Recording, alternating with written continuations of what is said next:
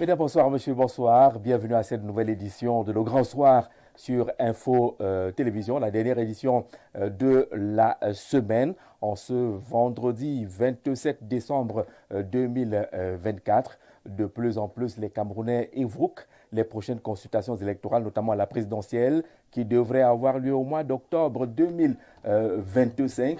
En cette fin d'année, comment faire pour avoir une élection transparente, équitable et acceptée de tous? C'est la grande préoccupation. Et depuis un certain temps, on entend les uns les autres s'exprimer sur la question. Monseigneur Cléda s'est exprimé également sur la question sur les antennes de Radio France Internationale. Il a donné sa vision, sa projection par rapport à cette élection qu'il souhaite, en tout cas, que le jeu démocratique soit accepté par les uns et les autres. Et les cas, mais sur le terrain, après la récente rencontre avec les partis politiques, une autre réflexion est menée autour de cet organe censé gérer les élections dans notre pays. On a connu avec la précédente structure ONEL 1, ONEL 2, et puis on est passé à ELECAM. Doit-on envisager passer à ELECAM 2? Que devrait-on améliorer si nécessaire pour avoir une structure capable de gérer des élections qui soient acceptées de tous? C'est autour de cette thématique que nous allons échanger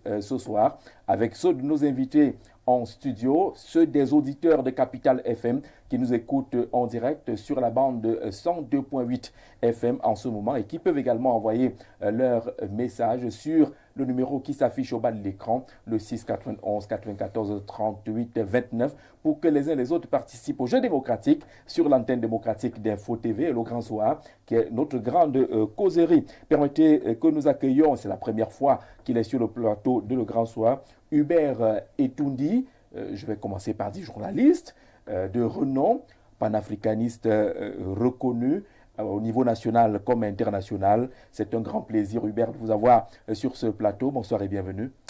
Bonsoir, bonsoir Jean-Jacques, bonsoir à tous tes millions de téléspectateurs au Cameroun et naturellement un peu partout à l'étranger. Merci pour les civilités et pour cette invitation. Et merci pour le rappel que vous avez fait. Donc, je suis là, peut-être que cette invitation, c'est la première aujourd'hui. C'est la première, mais pas la dernière. Naturellement, on sera très honorés. Je salue vous, en fait, tous les employés, tous ceux qui travaillent avec vous, les téléspectateurs. Je suis là pour apporter la modeste contribution à ce jeu démocratique qui, en réalité, s'annonce très ardu.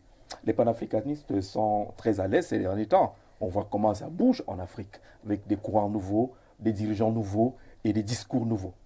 Quand nous commencions, vous connaissez certainement la trajectoire, quand nous commencions cette activité avec un concept que je ne veux pas évoquer ici, qui avait pour nom un nom retentissant. En 2009, on nous est traité d'aboyeurs. On nous voyait à la Vindique. Hein. Oui. En fait, tout le monde disait que non, vous n'allez pas faire le chemin. Mais le problème est le suivant, c'est que en réalité, il y avait un temps pour une domination, c'est-à-dire un certain nombre de dictatures, le néocolonialisme, mais il y a aussi maintenant un temps pour l'éveil du continent africain, parce que c'est ça dont il est question. Puisqu'en principe, tout ce que nous avons mis sur la table du débat panafricain en 2009, 2010, 2011 se justifie aujourd'hui, et même les Occidentaux eux-mêmes reconnaissent qu'il faut aller vers un monde multipolaire. Pourquoi? Parce que le monde unipolaire, unilatéral, avec un gendarme au sommet n'est plus possible.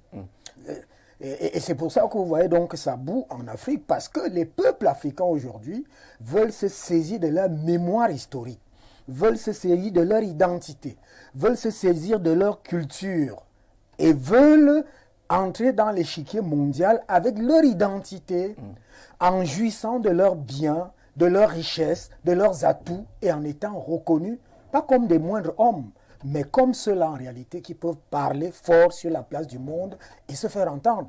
Il n'y a pas une mendicité à cela, il n'y a pas, on ne commande rien, c'est-à-dire on dit les Africains ont été ceci, c'est une chose qui est reconnue historiquement par tous les scientifiques.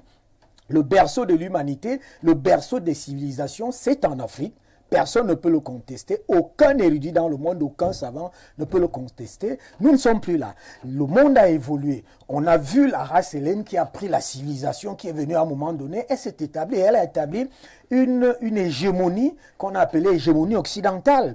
Et cette hégémonie aujourd'hui a déjà fait son temps. Elle est déclinante. Mais alors qu'elle est déclinante, les tenants de cette hégémonie ne veulent pas accepter qu'elle est déclinante et veulent toujours s'accrocher. Or, vous le savez très bien, le monde est cyclique. Il n'y a pas d'empire qui reste au sommet. Il y a la croissance d'un empire, l'apogée et le déclin. Et il faut souvent préparer le déclin. Or, le monde occidental n'est pas en train de vouloir préparer le déclin pour au moins aller dans ce qui est aujourd'hui, parce qu'on a appelé ça en géostratégie et même en géopolitique, la construction des blocs. C'est-à-dire quoi? C'est-à-dire qu'en principe, le monde se refait, c'est-à-dire il se réécrit dans cette constitution des blocs et en réalité, plus dans le partage des intérêts où un maître vient s'asseoir sur la table, commence à couper le gâteau, donner la part à un autre, mais en fonction des souverainetés des peuples. D'accord. D'accord, vous voyez les panafricanistes, hein, ils fonctionnent comme ça. Dès que vous appuyez play, il n'arrête plus. Il va décliner justement toute la vision panafricaniste. Elle doit se fonder sur quoi pour que le courant réussisse? Pour que vous fassiez entendre, ne serait-ce qu'en Afrique, on doit s'appuyer sur quoi? On doit s'appuyer prioritairement et fondamentalement sur les peuples. Toute évolution qui ne s'appuie pas sur les peuples est une évolution qui ne peut pas faire long chemin. C'est vrai, vous savez, le monde a connu beaucoup de types de régimes. Les régimes théocratiques, les régimes dictatoriaux, ainsi de suite. Mais tout cela ont fait tout cela ont fait leur temps. Et aujourd'hui, la dynamique qui est celle qui, en réalité, arrange tous les peuples aujourd'hui, c'est que les peuples veulent exprimer leur desiderata, leur volonté, et il faut s'appuyer sur ces peuples. Et le bon dirigeant est donc celui qui, en réalité, fait une conjugaison entre sa vision du monde, sa vision politique et les aspirations du peuple. On ne va pas te demander de citer s'il y a des bons dirigeants dans ce sens-là sur le continent. On aura le temps de revenir sur ce plateau pour parler justement du panafricanisme, justement à la veille des échéances électorales qui s'annoncent au Cameroun et ailleurs. Permettez que nous accueillons Simon Metsenge. Lui, c'est un habitué de ce plateau, même si il a fallu faire beaucoup d'efforts pour nous retrouver, ce jour étant assez triste pour le Cameroun, pour le Rassemblement démocratique du peuple camerounais. Bonsoir Simon. Bonsoir Jean-Jacques, bonsoir particulier effectivement au camarade ministre Bidou, qui a perdu son épouse. Je crois qu'elle va entamer ce jour la marche vers l'éternité. Je crois que sa dépouille sera à l'aéroport international en fin de soirée ou en début de soirée. Et certainement demain, va s'acheminer vers son village, ou du moins vers le village de l'adoption, par les liens sacrés du mariage. C'est vraiment quelque chose de dur, d'abord pour cette famille, mais également pour la famille du Rassemblement démocratique du peuple camerounais, mais davantage également pour le CERAC, parce que vous savez, elle était secrétaire générale de la fondation Chantal Biya. Elle était également un haut commis de l'État parce qu'elle était elle était chargée des missions à la présidence, cabinet civil. Oui. Donc évidemment, c'est beaucoup. Elle est à la fleur de l'âge, pratiquement avant 60 ans. Donc vraiment, c'est triste et nous ne pouvons que lui souhaiter bon retour au pays de ses ancêtres. D'accord, on va vous proposer une série d'images. C'est le travail réalisé par un magistrat camerounais qui a recensé entre juillet et août 2024 un ensemble de disparitions au Cameroun. C'est pratiquement tous les âges qui sont concernés et il a pu rassembler des photos, les tranches d'âge, on va dire les régions où ont eu lieu ces différentes disparitions. Vous avez ce schéma par exemple qui s'affiche avec le nombre de disparitions qui ont été enregistrées à pendant une période très courte. Vous avez également ce diagramme qui vous propose les régions les plus touchées, le littoral en jaune qui enregistre pratiquement 48% des disparitions sur les 50 disparitions qui ont été enregistrées dans notre pays. Vous pouvez poursuivre avec d'autres éléments qui ont été proposés par cette étude qui ne répond peut-être pas fondamentalement aux causes de ces disparitions, mais qui montre avec photos, tranches d'âge et autres. Il s'agit là du travail réalisé par le magistrat Ulrich Xavier Ovono Ondoa sur la seule période de juillet à août 2024, un échantillon de la menace, près de 50 personnes disparues et le phénomène qui continue. Vous avez là des photos qui viennent d'ici et d'ailleurs, mais ça se passe au Cameroun. Presque toutes les régions sont touchées, même si on notera des taux pas du tout considérables, mais on voit également en bleu, ce sont les femmes, en orange, ce sont les hommes. Il y a plus de femmes qui sont portées disparues. Ce diagramme montre également les tranches d'âge des personnes disparues dans notre pays pendant cette période très courte, mais le nombre est très élevé, le travail de ce magistrat. Quelle lecture on peut avoir de ce travail qui s'affiche ainsi, de ce nombre de personnes disparues au Cameroun, Hubert? Alors, disparues, ça veut dire que... on ne les retrouve pas, on ne sait pas où elles sont parties. L'étude ne dit pas exactement s'il s'agit des cas d'enlèvement ou des fugues, mais lorsqu'on a les enfants de 3 ans qui sont concernés, un peu moins d'ailleurs, on peut se dire que c'est un peu de tout à la fois, mais ça fait quand même beaucoup pour une courte période dans notre pays. Non, ce travail qui est fait indique déjà ce que les autorités camerounaises ont pris en main aujourd'hui, c'est-à-dire la question de l'insécurité. Parce qu'un travail comme celui-là, portant les disparitions, j'ai vu là, il y a même un diagramme, il y a des répartitions qui sont faites, et le nombre que vous avez donné, ça indique naturellement qu'il y a une alerte maximale dans la question de l'insécurité. Parce qu'en réalité, comment ces personnes disparaissent, on peut interroger les circonstances. Est-ce que c'est un enfant qui est sorti, qui voulait aller acheter un pain, on a envoyé tel à une boutique et puis qu'on ne retrouve plus? Premier indicateur. Là, c'est peut-être pour les enfants. Et c'est un enfant qui rentre de l'école et puis maintenant il est lâché par son frère ou sa sœur, ainsi de suite, et qui disparaît. Et peut-être avant même de continuer, c'est que si ces disparitions ont des indices, c'est que ces personnes ont des familles. Absolument. Voilà. Et si ces personnes ont des familles, c'est qu'on devrait même aussi interroger. Moi, je prends le facteur de l'insécurité. C'est le facteur de l'insécurité. Et peut-être le facteur aussi, là, je veux prendre le facteur social, le facteur de la protection sociale. Parce qu'il y a ça, il y a le facteur de l'insécurité, mais aussi le facteur de la protection sociale. Parce qu'en réalité, aujourd'hui, on a l'impression que le lien social se disloque de plus en plus au Cameroun. C'est-à-dire qu'on peut même vivre dans une famille, les personnes se réveillent, les enfants ne disent pas bonjour à papa, ne disent pas bonjour à maman. Ils prennent des destinations qui sont parfois inconnues, et parfois des destinations qui sont même arrangées à l'avance sans que les parents ne soit au courant de quoi que ce soit. Il y a aussi, toujours, je parle toujours de la protection sociale. Il y a aujourd'hui, j'ai fait une investigation pour voir un peu aujourd'hui quel est le degré d'instabilité qu'il y a dans les familles. Il y a un très grand degré d'instabilité dans les familles. Vous voyez, parce que aujourd'hui, comme les conditions économiques sont un peu difficiles, ça fait que dans les foyers, ça ne vit pas très bien. Même si on voit les gens dehors, ça ne vit pas très bien. Ça fait que vous pouvez avoir un homme et sa femme qui sont dans une maison. La femme sort, peut-être elle est fâchée, et puis maintenant elle sera emportée. Peut-être elle peut être même séquestrée. On a célébré, c'était le 9 décembre dernier, je crois, c'était le 9 décembre, la journée internationale des violences faites aux femmes. Vous voyez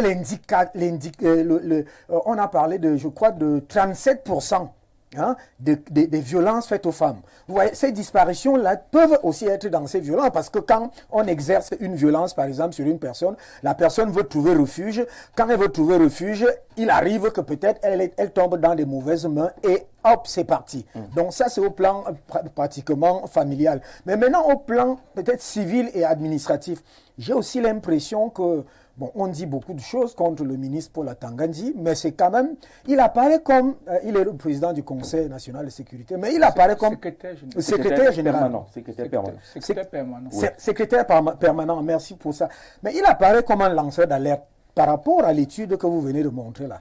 Parce que sa tonalité, sa dynamique de dire que non, ça ne va pas, ça ne va pas.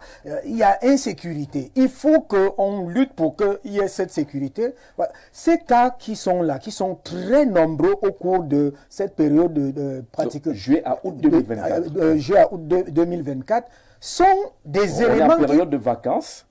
Entre juillet et août, oui. On est en période de vacances. Tout à fait. Voilà. Mais vous comprenez que c'est une période pratiquement où les enfants sont par-ci, sont par-là, il y a les championnats, il y a ceci, il y a des excursions, il y a. Et du coup, est-ce que cette période a bénéficié d'autant de protection telle qu'exigée par ce ministre-là? Je m'interroge seulement, je peux m'arrêter là. Premier jet, oui. Simon, vous avez vu ces différents diagrammes, ces schémas qui montrent le nombre de personnes disparues. C'est le travail d'un magistrat. Il est revêtu de tout le sérieux possible puisque le travail affiche même des photos avec des tranches d'âge et certains non. Vous avez des pourcentages en fonction des âges.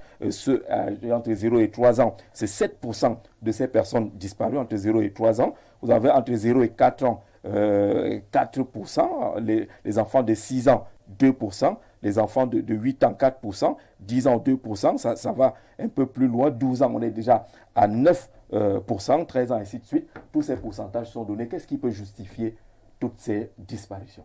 Déjà, dans votre premier diagramme, histogramme, je crois bien, on a noté que ces disparitions sont plus focalisées dans les villes de Douala et de Yaoundé qui occupent un fort pourcentage. De deux, on s'est rendu compte que la tranche d'âge qui est vulnérable dans cette étude-là, qui a été savamment faite par le magistrat camerounais, dont vous avez cité le nom, et donc il faut saluer la pertinence ici.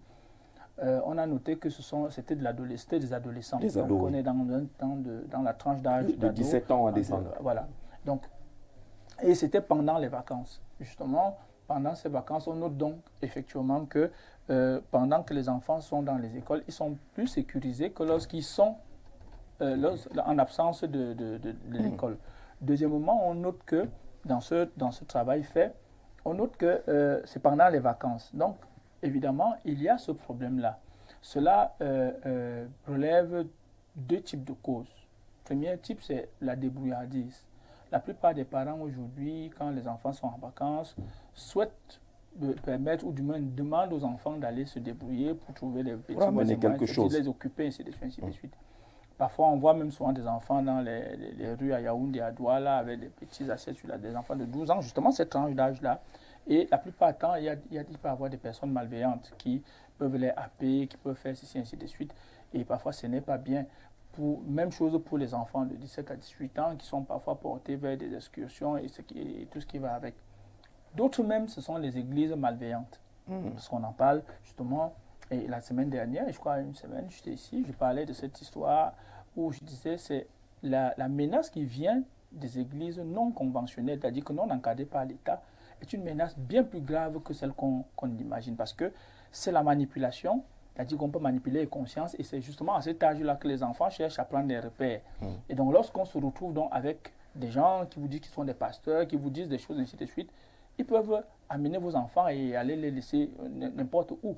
Donc c'est le moment, c'est justement, cette étude doit nous rappeler, du moins faire une sonnette d'alarme, dans la mesure où il faut qu'aujourd'hui, il y ait un resserrement de la sécurité autour des enfants et davantage des enfants en période de puberté. Parce que justement, c'est la période la plus vulnérable du genre humain. C'est-à-dire cette période où la personne est en train de vouloir prendre ses repères d'adulte, ainsi de suite, ça va dans tous les sens. Et justement, que ce soit l'État, que ce soit la famille ou même la société civile et autres doivent prendre ce qui a été fait en considération et essayer de travailler autour de telle sorte qu'on se retrouve, on essaie de réduire ces taux qui sont, à mon sens, alarmants en un mois. Donc pendant les vacances, on se retrouve avec il a pris un échantillon.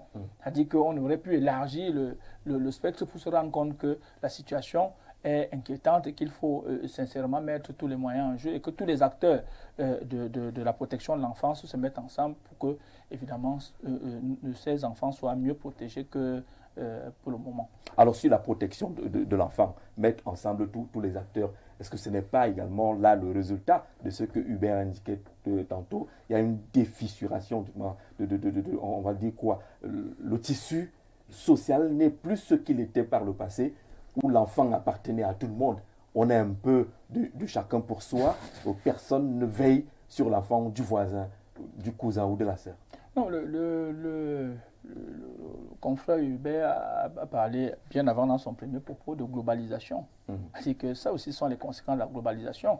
Les pays africains, davantage du Cameroun, sont ouverts au reste du monde à travers le téléphone, à travers Internet, à travers tout ce qu'on peut imaginer. Et justement, il y a donc ce choc de culture qui fait que ce qu'on avait hier, cette culture qu'on avait hier, aujourd'hui on ne peut plus la voir. Tenez par exemple en 1990, 91, on avait une seule télévision. C'était même un luxe d'avoir la télé. Et maintenant on en a seulement au Cameroun une cinquantaine. Quand on s'ouvre au monde alors c'est très grave.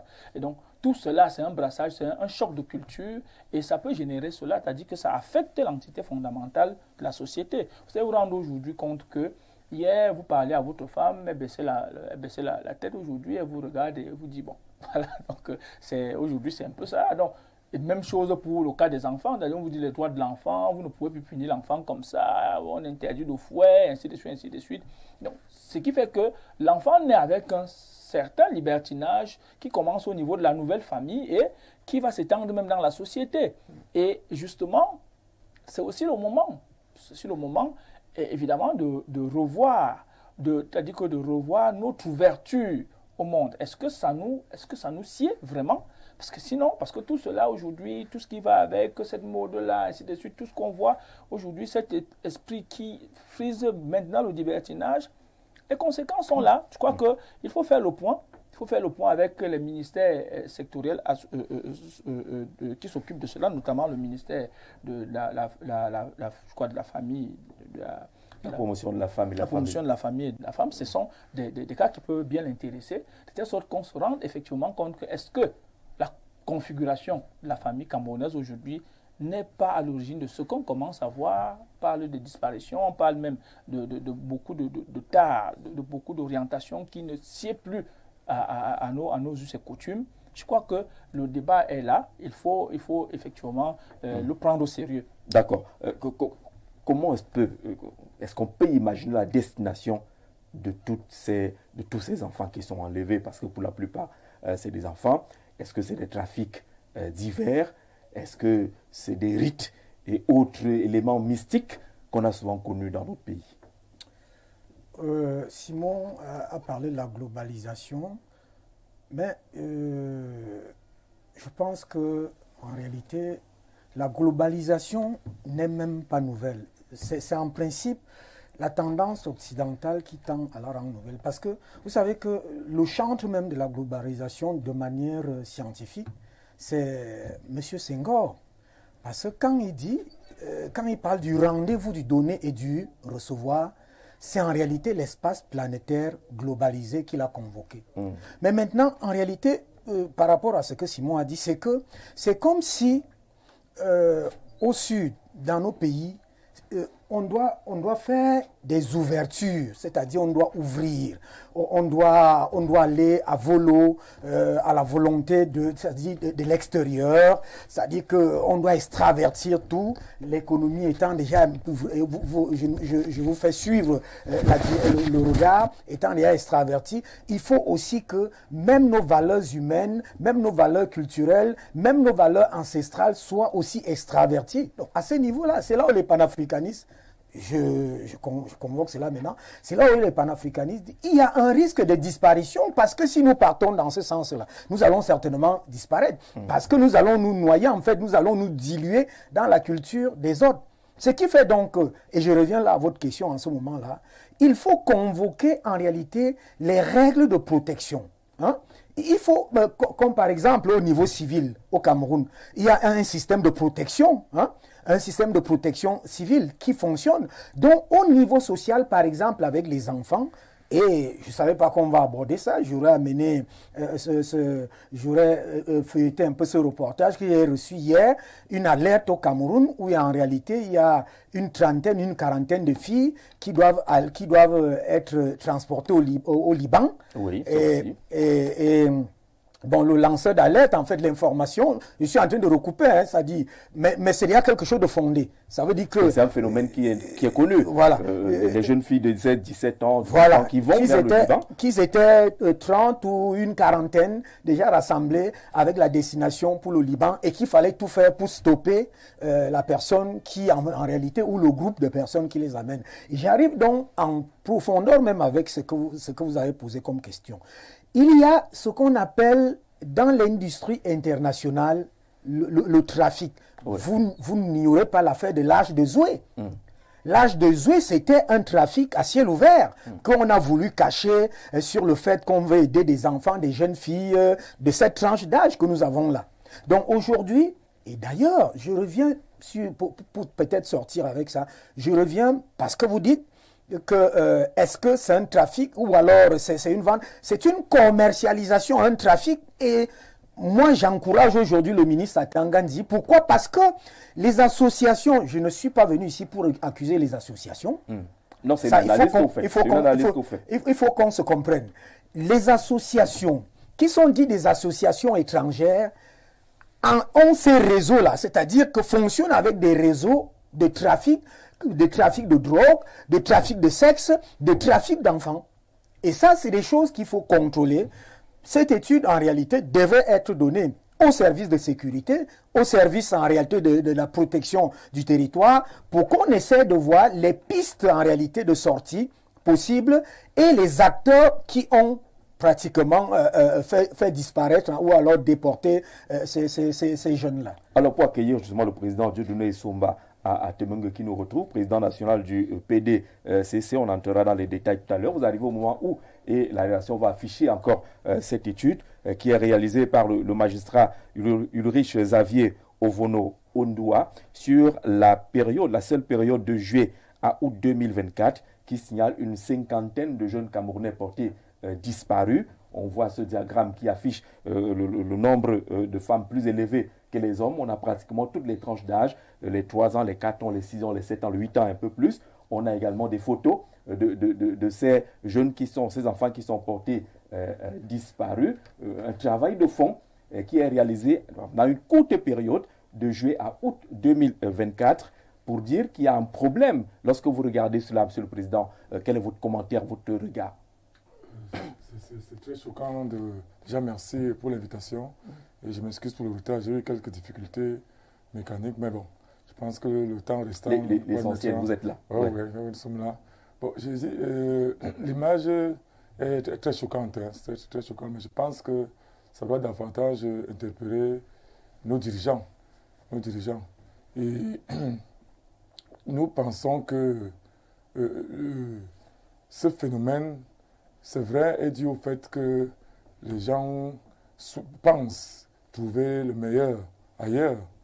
Mais je pense que davantage, nos autorités, quand on regarde le pays comme le Liban, généralement, ils ne vont pas des canaux normaux, hein, c'est-à-dire qu'ils ne passent pas par le...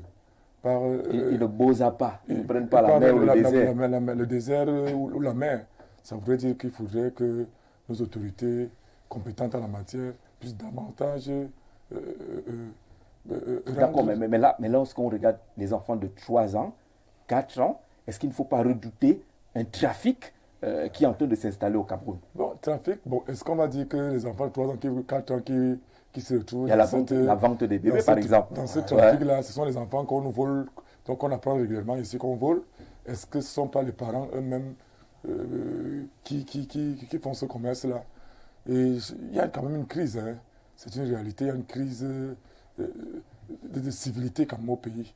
Je disais ça sur une chaîne concurrente il y a environ 8 mois, au Cameroun ici, que nous remarquons que de plus en plus, la moralité fout un peu le camp au Cameroun.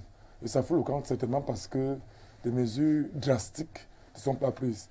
Je prends un exemple terre à terre, bien que certaines organisations de défense des droits de l'homme souvent trouvent que je suis souvent dur.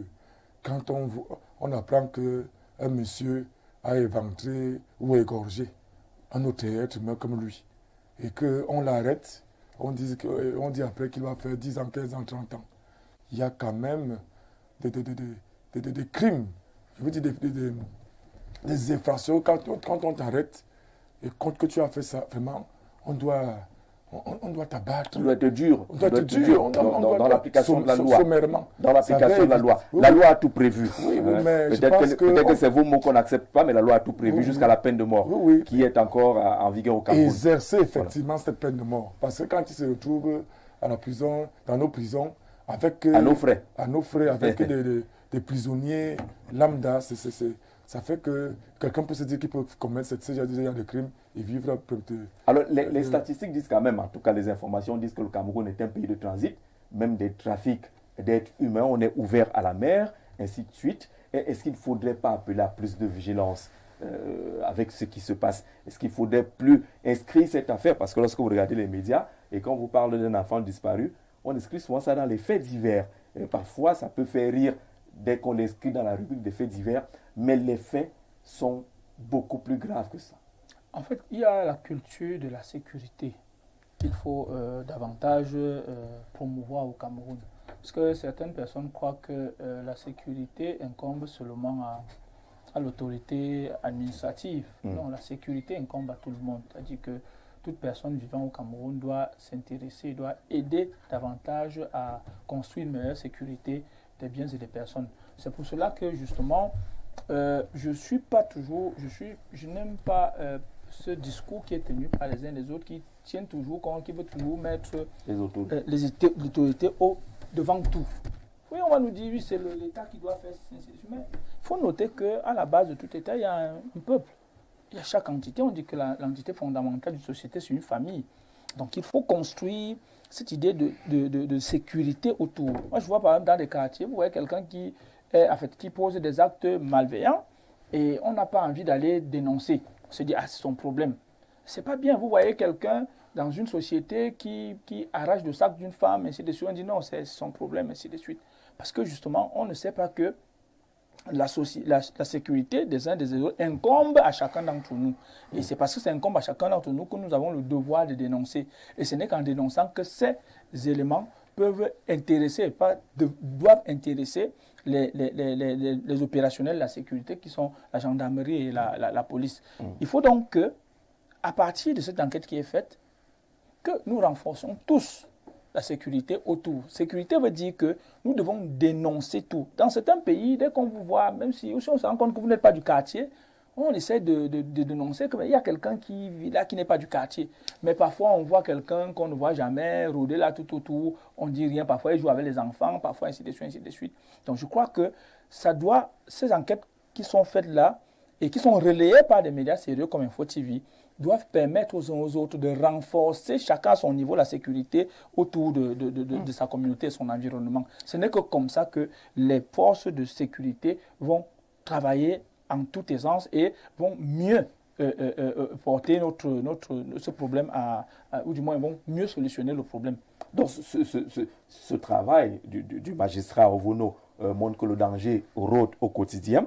Bonsoir, Gigi, je souscris entièrement à la thèse du panafricaniste Etoundi et d'ajouter qu'il y a beaucoup de légèreté sur nos frontières. Les hommes en tenue de ce côté-là se contentent tout simplement de quelques billets de 1000 francs et laissent passer parfois des cargaisons d'armes à feu et même des individus sans la moindre pièce d'identification. Conséquence, l'insécurité dans le territoire, les enlèvements d'enfants et même les autorités, à l'instar du sous-préfet, raptent dans le nord-ouest et le sud-ouest. Il y a quelques jours, Ernest Zambo, depuis Ekouno, qui participe justement à ces échanges, puisque nous accueillons en ce moment Paul-Stéphane Moununga, qui est politologue. Merci Paul-Stéphane de nous retrouver. Bonsoir Jean-Jacques Zé, bonsoir aux copanélistes, bonsoir aux téléspectateurs et internautes d'Info TV. Toutes mes excuses pour le léger retard. Bien, vous arrivez pendant qu'on est en pleine mise en bouche. et le sujet n'est pas facile à avaler. Il ne s'avale pas du tout. On parle de ces 50 personnes portées disparues au Cameroun entre juillet et août. C'est l'étude d'un magistrat qui a été rendue publique. Vous verrez que le travail est profond avec photos, tranches d'âge et même les régions les plus touchées. Le littoral est au sommet de ces enfants dont la majorité âgée entre 17 et 3 ans qui sont portés disparus. On ne sait pas trop comment ni pourquoi, mais quel est le regard que le politologue jette sur cette affaire? De quoi s'agit-il? Tant de personnes disparues en une très courte période pendant les vacances de juillet à août dernier. Non, quand vous faites une analyse, vous vous rendez simplement compte qu'il y a un but lucratif derrière les disparitions des personnes qu'on observe. Et je me rappelle que ce matin, c'est comme si vous avez lu dans une boule de cristal, je causais avec une collègue qui me disait que mais finalement au Cameroun, il n'y a plus de période de disparition. Avant, on pensait que c'est quand il y avait les fêtes, mais on se rend compte aujourd'hui que qui est les fêtes ou pas, les gens disparaissent. Et peu importe la tranche d'âge, on se rend compte aujourd'hui que les gens disparaissent. Ça pose un problème profond, un problème qui nous amène à questionner les appareils de l'État. Parce que j'ai suivi le grand frère Simon Métiengue déroulé. J'ai été d'accord avec une partie de son déroulé, mais je ne suis pas d'accord avec une autre partie parce qu'il faut savoir que l'État fonctionne avec les appareils. Il y a ce qu'on appelle les appareils répressifs de l'État et d'un autre côté les appareils idéologiques. On peut intégrer justement les citoyens dans les appareils idéologiques. Mais sauf que vous allez vous rendre compte que le problème d'insécurité au Cameroun est consubstantiel au fait que les appareils répressifs de l'État sont hyper corrompus et en conséquence ne fonctionnent pas normalement. Quels sont les appareils répressifs de l'État? C'est la police, c'est la gendarmerie, c'est la justice, c'est l'administration. Prenez les 10 derniers rapports de la CONAC. Vous allez vous rendre compte que les institutions que je viens de citer sont classées parmi les institutions les plus corrompues du Cameroun. Et la particularité des rapports de la CONAC, c'est que ce sont les citoyens eux-mêmes qui votent les institutions les plus corrompues. Ça veut dire que la CONAC n'invente rien. Quand la CONAC publie un rapport, c'est le ressenti du Camerounais. Ça veut dire que quoi? C'est bien, il a évoqué que la sécurité, elle est collective. Quand je vais aller dénoncer mon voisin au quartier et qui a beaucoup d'argent, on va aller l'entendre. Et comme il a beaucoup d'argent et comme nos institutions sont corrompues, on va finir de l'entendre, il va revenir au quartier. Moi, je serai plutôt en insécurité. Oui. C'est ça le véritable problème. C'est pour ça que le citoyen, en réalité, a peur de participer à l'aspect collectif de la sécurité parce que les appareils qui sont censés protéger le citoyen dérégulent au lieu de réguler. Et je sors avec cette citation du politologue russe qui disait que dans un pays, quand la justice est corrompue, tout est permis. Et quand vous prenez les rapports de la CONAC, j'ai dit prenez les 10 derniers rapports de la CONAC, vous allez vous rendre compte qu'à chaque fois, la justice est citée dans le top 5 des institutions les plus corrompues du Cameroun. Et c'est très grave parce que ça veut dire qu'au lieu de rendre justice, la justice rend l'injustice. Là, vous êtes un peu d'accord sur l'aspect de la corruption avec celui qui nous a écrit Ernest Zambo depuis Kounou, qui pense qu'au niveau des frontières, par exemple, la surveillance est zéro. Vous donnez un peu de biais, vous passez. Et là, c'est dans les cas où les enlèvements seraient perpétrés par, j'allais dire, les bandits, ainsi de suite. Mais vous avez évoqué également nos comportements, la recherche de l'argent, tel qu'on le voit dans les films de Nollywood et consorts. On vend nos propres enfants de plus en plus dans nos quartiers. Il faut également le dire. Non, moi je dis que c'est clair. Hein. Les enfants, les Camerounais qu'on retrouve au Liban, je l'ai dit d'emblée, ne passent pas de voie normale pour arriver, c'est-à-dire qu'ils ne traversent pas par la Méditerranée. Nos autorités, je le réitère, doivent accentuer des mesures, doivent mettre des mesures drastiques pour l'obtention des visas et autres. Comment on va comprendre qu'un enfant de 3 ans se retrouve au Liban, parti du Cameroun, par une voie normale? Qu'est-ce qui a pu justifier qu'il se retrouve là-bas? On va bien beau dire que les autorités... D'accord, les autorités, mais celui qui vend d'abord son enfant est un problème. De plus en plus, il y a ce courant-là, les gens qui veulent se faire de l'argent. Je ne pense même pas que les Camerounais, peut-être qu'ils vendent, mais je ne pense pas qu'un homme normal peut vendre son enfant. Mais si vous l'envoyez au Liban, si vous l'envoyez au Liban, c'est que vous l'avez vendu. Un enfant de 3 ans, vous n'avez pas envoyé votre fils de 3 ans au Liban. Moi, je pense qu'il faudrait davantage accentuer des mesures drastiques au niveau de nos services consulaires et que la gendarmerie, la police puissent davantage ouvrir comment on appelle ça, des unités et puis faire des patrouilles. Dernièrement, j'étais à Douala, quelqu'un me disait que avant la période, le mouvement des microbes à Douala, c'était très difficile de voir une patrouille mixte de gendarmerie à Douala. Mais on dit que depuis un certain temps, depuis environ 2 mois, ces patrouilles de gendarmerie, de police, font peur. Ça dissuade c'est bien beau de dire que les citoyens, c'est vrai, la sécurité, c'est l'affaire collective, mais il faudrait davantage que les services ou les autorités compétentes qui ont la charge de le faire puissent davantage trouver des mécanismes plus appropriés pour notre sécurité. Mais il y a l'aspect moral qui a été évoqué tout à l'heure. Le président Dieudonné ne veut pas évoquer l'aspect moral. Nous qui voulons forcément gagner de l'argent à tout prix et qui, parfois, livrons les nôtres. Oui, Jean-Jacques, il y a quelque chose qui ne peut pas passer sur ce plateau lorsqu'on veut nous faire comprendre que nos systèmes de sécurité et de justice et de sécurité sont hyper corrompus. Vous savez, la CONAC fait un rapport. Il fait un rapport et il vous dit, voilà, les ministères, ou du moins en fonction des ministères, là où la corruption est plus, où elle est inquiétante. Cela ne veut pas dire que c'est-à-dire on va jeter le système sécuritaire du Cameroun à la vindicte populaire. Ce qui est dit est très grave. C'est très grave parce que la population constitue un maillon crucial dans la sécurité parce que c'est lui qui apporte le renseignement. Donc si vous coupez, c'est en faisant comprendre que donc, parce qu'on déjà, on manque à notre devoir. C'est un devoir de dénoncer.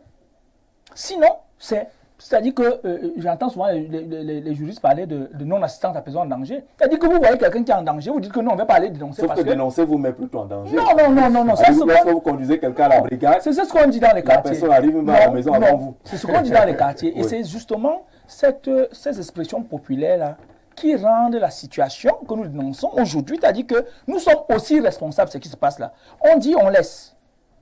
Parce que le gendarme qui est assis là-bas viendra dans ma tête et connaître l'information que j'ai. Ce n'est pas possible, c'est de l'irresponsabilité citoyenne. Vous ne pouvez pas, dans un pays où vous êtes citoyen, voir quelque chose qui ne va pas, au lieu d'aller vers les services compétents, vous dites que non, c'est parce que. Non, c'est pas possible. Des représailles. Il faut qu'on soit honnête envers nous-mêmes. On ne peut pas manquer à nos devoirs et demander aux autres de faire le leur. Si vous voyez quelque chose qui ne va pas, vous avez l'obligation, sans réserve, d'aller dénoncer. C'est comme ça que ça fonctionne. Et ce n'est que comme ça. Vous croyez que les pays européens et autres, où il y a un minimum de sécurité, c'est parce que le citoyen connaît d'abord son devoir. Il sait que... Mais parce que le citoyen est mis en confiance. Non. Mais vous avez quand même une rupture de confiance entre ces éléments répressifs de l'État et le citoyen. Cette rupture naît des on-dit. Cette rupture naît des on-dit. Ah, vous aurez le témoignage tout à l'heure. Parce les gens qui vous disent que j'ai essayé, ça n'a pas marché. Mais ils vous disent ça, non? Mais vous avez aussi donné la parole aux agents de sécurité et de défense. Ils vous diront le contraire. Ils vous diront le contraire. Ils vous disent que ce sont les citoyens même qui retiennent l'information. Ils vous le disent. Puisque moi, je vous ai pris un cas de figure en 2015 où un agent de police qui n'était même plus dans l'exercice des fonctions a accepté de mourir pour sauver une masse. Vous croyez que ces formations qu'on leur donne, ce n'est pas pour rien. Vous avez vu Mvogo à Boya. Ces gens sont très bien formés. Mais arrêtons parfois avec les on-dit. Faisons notre devoir. Notre devoir est celui de dénoncer ce qui ne va pas. On est sur le devoir moral. Alors dénoncer. Hubert, l'aspect moral. C'est bien beau de convoquer la vigilance et la mise en branle des services de sécurité, mais les fissures partent de notre moralité, puisque nous voulons gagner de l'argent à tout prix. Et nous savons comment jongler les structures compétentes pour placer nos enfants, pour placer les nôtres. Je crois que dans ce que nous sommes en train de dire, il y a des réalités qui sont empiriques et qui sont constatables et qui sont traçables. Parce que le plus souvent, comment il s'appelle, le magistrat qui a fait cette étude, Ovono, c'est une très bonne étude. Et surtout qu'il a situé ça. Il y a tranche d'âge, il y a période, et il y a la localisation des deux villes. Donc, il n'est pas totalement exclu de constater que le tissu social camerounais est exagérément corrompu. Il faut le dire. Quand on le dit, on n'a pas péché. Il est corrompu. Moi, je prends 2 cas de figure parce que je veux parler et de l'administration et du peuple. Je prends 2 cas de figure. Je mène un petit contrôle dans le pays, c'est-à-dire j'essaie de contrôler un certain nombre de choses. Je suis avec un camionneur qui charge du bois, ainsi de suite. Il amène du centre vers l'ouest. Mais le monsieur, quand, en fait, parce que je devais m'acquitter du devoir de lui verser sa somme d'argent au départ. Mais il me dit non, je veux faire la monnaie, la petite monnaie. Je n'ai rien compris. Bon, et c'est à l'arrivée que je comprends que toute la petite monnaie que le camionneur a fait est passée par les mailles de tout le circuit. Je n'aime pas dénoncer les gens, mais je le dis de manière factuelle parce que je l'ai vécu, que c'est passé dans les mailles de tous les postes qu'on a, postes de police, gendarmerie, mixte et tout ça, où on est passé. Là, je lui ai dit, mais pourquoi vous faites ça? Il dit, mais nous sommes contraints. Est-ce que vous ne pouvez pas refuser? Il dit, ben, si on refuse, est-ce que je vais convoyer comme je vous ai convoyé là? Et maintenant, je lui dis, ben, peut-être vous-même vous êtes aussi en situation. Est-ce que vous avez... En fait, j'ai été obligé qu'il me montre ses papiers. C'est-à-dire que c'est papiers, assurance, machin, truc de véhicule. Mais j'ai constaté qu'il n'avait pas. Bon, alors, qu'est-ce que je conclus par rapport au politologue et à Simon tout à l'heure? Je conclus qu'en réalité, il y a une complicité qui s'est établie. C'est pour ça que je vous ai parlé de la dislocation du lien social et des valeurs fondamentales qui structurent l'équilibre d'une société en posture de justice. C'est-à-dire qui, en réalité, vacille d'un côté comme de l'autre. Alors, en fait, moi, je pourrais aller vers la solution. Allons-y. La solution, c'est qu'en réalité, l'État, comme disait le politologue tout à l'heure, là, je n'ai pas son nom, mais l'État doit réguler. Parce que si l'État ne régule pas, mais on est fini. Vous savez, on ne va pas quand même rappeler les connaissances ici et l'histoire ici. On parle quand même de l'état de nature pour arriver à un état de droit, à un état civilisé, à un état... Mais si l'État, si le pouvoir de régulation de l'État... parce qu'avec Montesquieu, Rousseau, on parle de la nature, du sauvage pour arriver à un état civilisé. Si l'État ne régule pas, attends, on retombe dans... L'État doit réguler même nos moralités. Non, je dis ceci. L'État doit réguler par ses outils. En fait, les outils qui sont les hommes, c'est-à-dire quoi? C'est-à-dire que dans un circuit, par exemple, je vous ai pris la police, là je prends la gendarmerie et autres, il faut qu'il y ait des enquêtes, des contre-enquêtes permanentes. Hein? Qui sont de nature même à inquiéter, c'est-à-dire si vous envoyez des gens sur le terrain, vous ne les envoyez pas pour prendre l'argent dans les poches des gens, c'est-à-dire vous êtes peut-être un commissaire, mais il faut donc que l'État mette des contre-actions qui sont de nature à inquiéter, parce que la moralité dont vous parlez, la mentalité dont vous parlez, l'homme, c'est pour ça qu'aujourd'hui, c'est Simon qui disait ça, que le fouet a disparu, mais quand il n'y a pas le fouet, l'homme devient... Il fait tout ce qu'il peut faire. Donc un peu de fouet. Il faut instaurer ce système-là de peur. Et c'est pour ça que je suis d'accord avec lui. L'État doit réguler, taper même la main sur la table quand un rapport comme celui de la CONAC sort. Et maintenant, je termine en parlant des populations. Les populations doivent aussi, parce que, en réalité, si nous sommes dans un état de droit, nous sommes sujets de droit dont nous devons respecter les lois. D'accord. Bonsoir Jean-Jacques, bonsoir ton panel. La thématique de ce soir est particulièrement intéressante. La disparition, et particulièrement la disparition des mineurs, est une question importante qui touche beaucoup de pays dans le monde, en Europe, en Asie, dans les Amériques et en Afrique. Malheureusement, les mécanismes de signalement dans nos pays en Afrique et au Cameroun ne sont très connus de nos populations et s'ils existent, voyez-vous, en France, on a plus de 40 000 cas de disparition de mineurs par an. En Allemagne, plus de 100 000 par an. Aux États-Unis, plus de 450 000. Il y a nécessairement un impératif pour notre pays de mettre en place des mécanismes de signalement s'il n'existe pas, ou de sensibiliser les populations s'il en existe. Calista Lom, depuis Yaoundé. Bonsoir. Message en train de faire une analyse complètement hors sujet. Je ne sais pas tout de quoi il s'agit. Combien de fois des grands bandits livrés aux forces de l'ordre par la population se retrouvent dehors quelques jours après en promettant des mesures de rétorsion à ceux-mêmes qui les ont dénoncés. Il faut qu'on revoie de fond en comble les méthodes de sélection et de formation de nos forces de l'ordre. Jackson, depuis Yaoundé, qui parle également de dénonciation. La réponse est claire, celle qui a été donnée par Simon tout à l'heure. Bonjour, monsieur. Pourquoi y a-t-il beaucoup de présidents des partis politiques dont les... Qu'est-ce que tu as avec les présidents des partis politiques? On a plus de 360 partis politiques dans notre pays. Mais pour parler justement de la participation des uns des autres au système de défense et nos complicités, peut-être qu'on n'est pas toujours conscient. Vous prenez un véhicule qui vous transporte de Bertois à Yaoundé. À chaque poste de contrôle, vous voyez qu'il y a un monsieur qui vous dit même qu'il est centrafricain, mais il n'a aucune pièce d'identité. Qu'est-ce que les passagers font? Ils disent au chauffeur que vraiment laisse-le. Il souffre chez lui et à la guerre. Laisse-le partir à Yaoundé.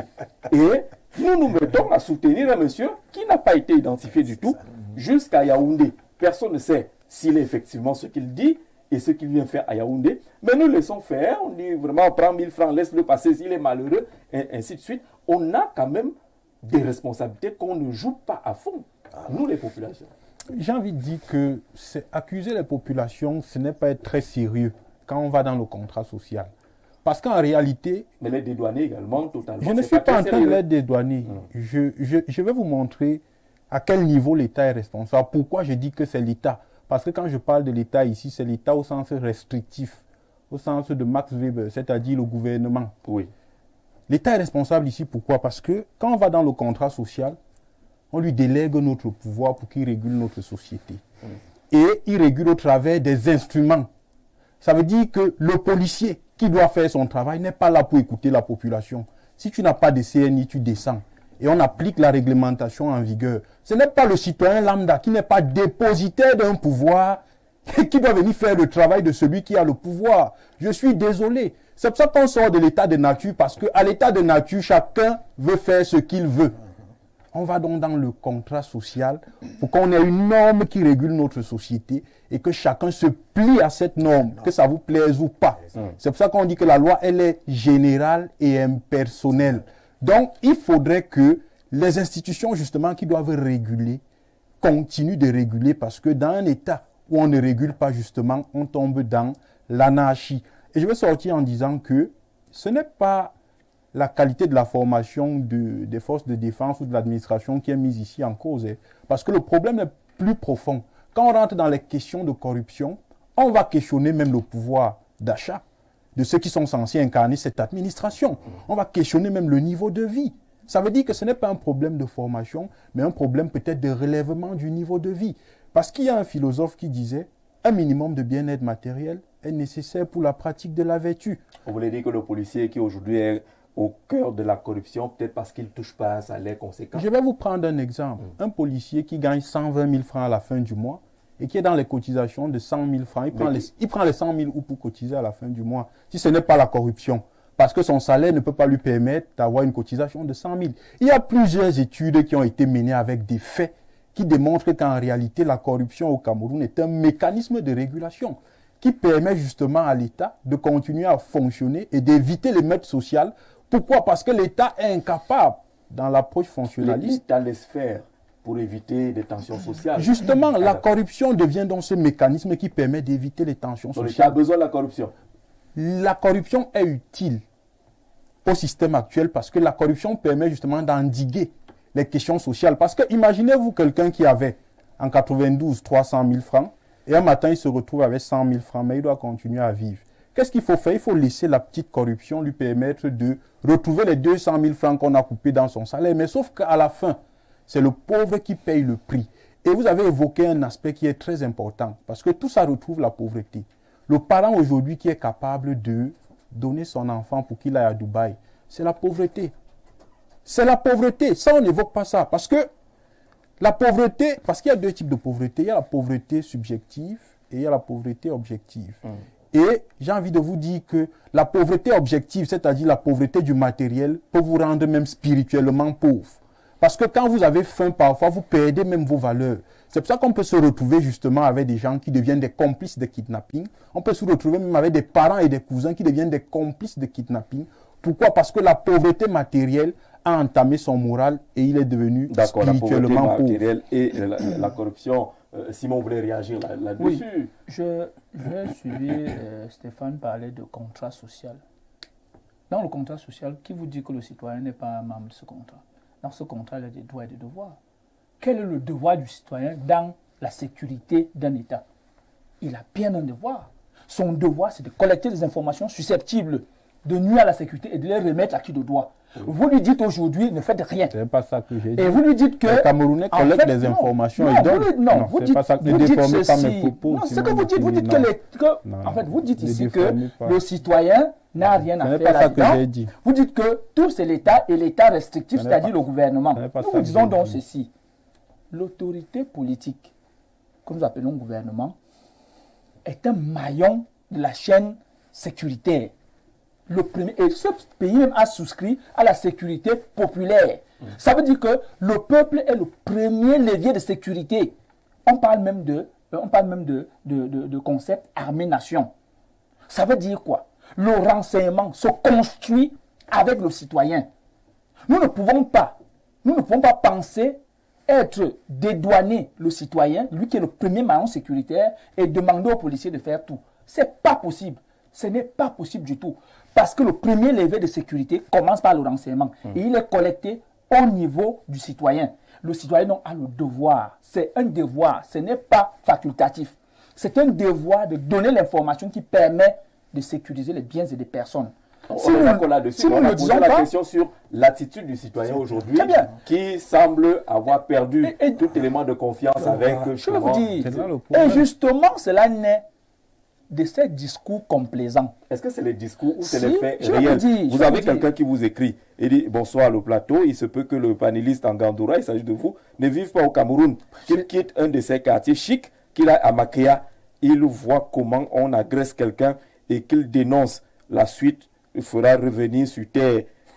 S'il aura encore la chance de raconter par lui-même ce qui se sera passé. Daniel je vous dis, ce sont ces propos-là qui sont des propos irresponsables. Dans les quartiers, à Douala par exemple, il a parlé de Makéa, d'Ilongué, ainsi de suite, là où il y a les talibans, les Iraniens, il y a des groupes qui sont connus, qui terrorisent au quotidien là-bas. Tout le monde les connaît et personne ne dénonce parce qu'il y a un retour, ce qu'ils appellent le retour. Non, je vais vous dire une chose, il n'y a aucun endroit dans ce pays où l'État n'exerce pas son droit. Et de ce fait, des discours comme cela sont des discours complaisants et très dangereux qui désactivent le premier levier de sécurité. C'est-à-dire qu'on reste on dit, bon, comme nous sommes dans ce quartier, on ne dénoncera rien. Jusqu'à ce qu'on entre chez vous et on crée des exactions et là, vous allez crier pour demander au secours. Parce que hier, vous avez dit, on ne dit rien.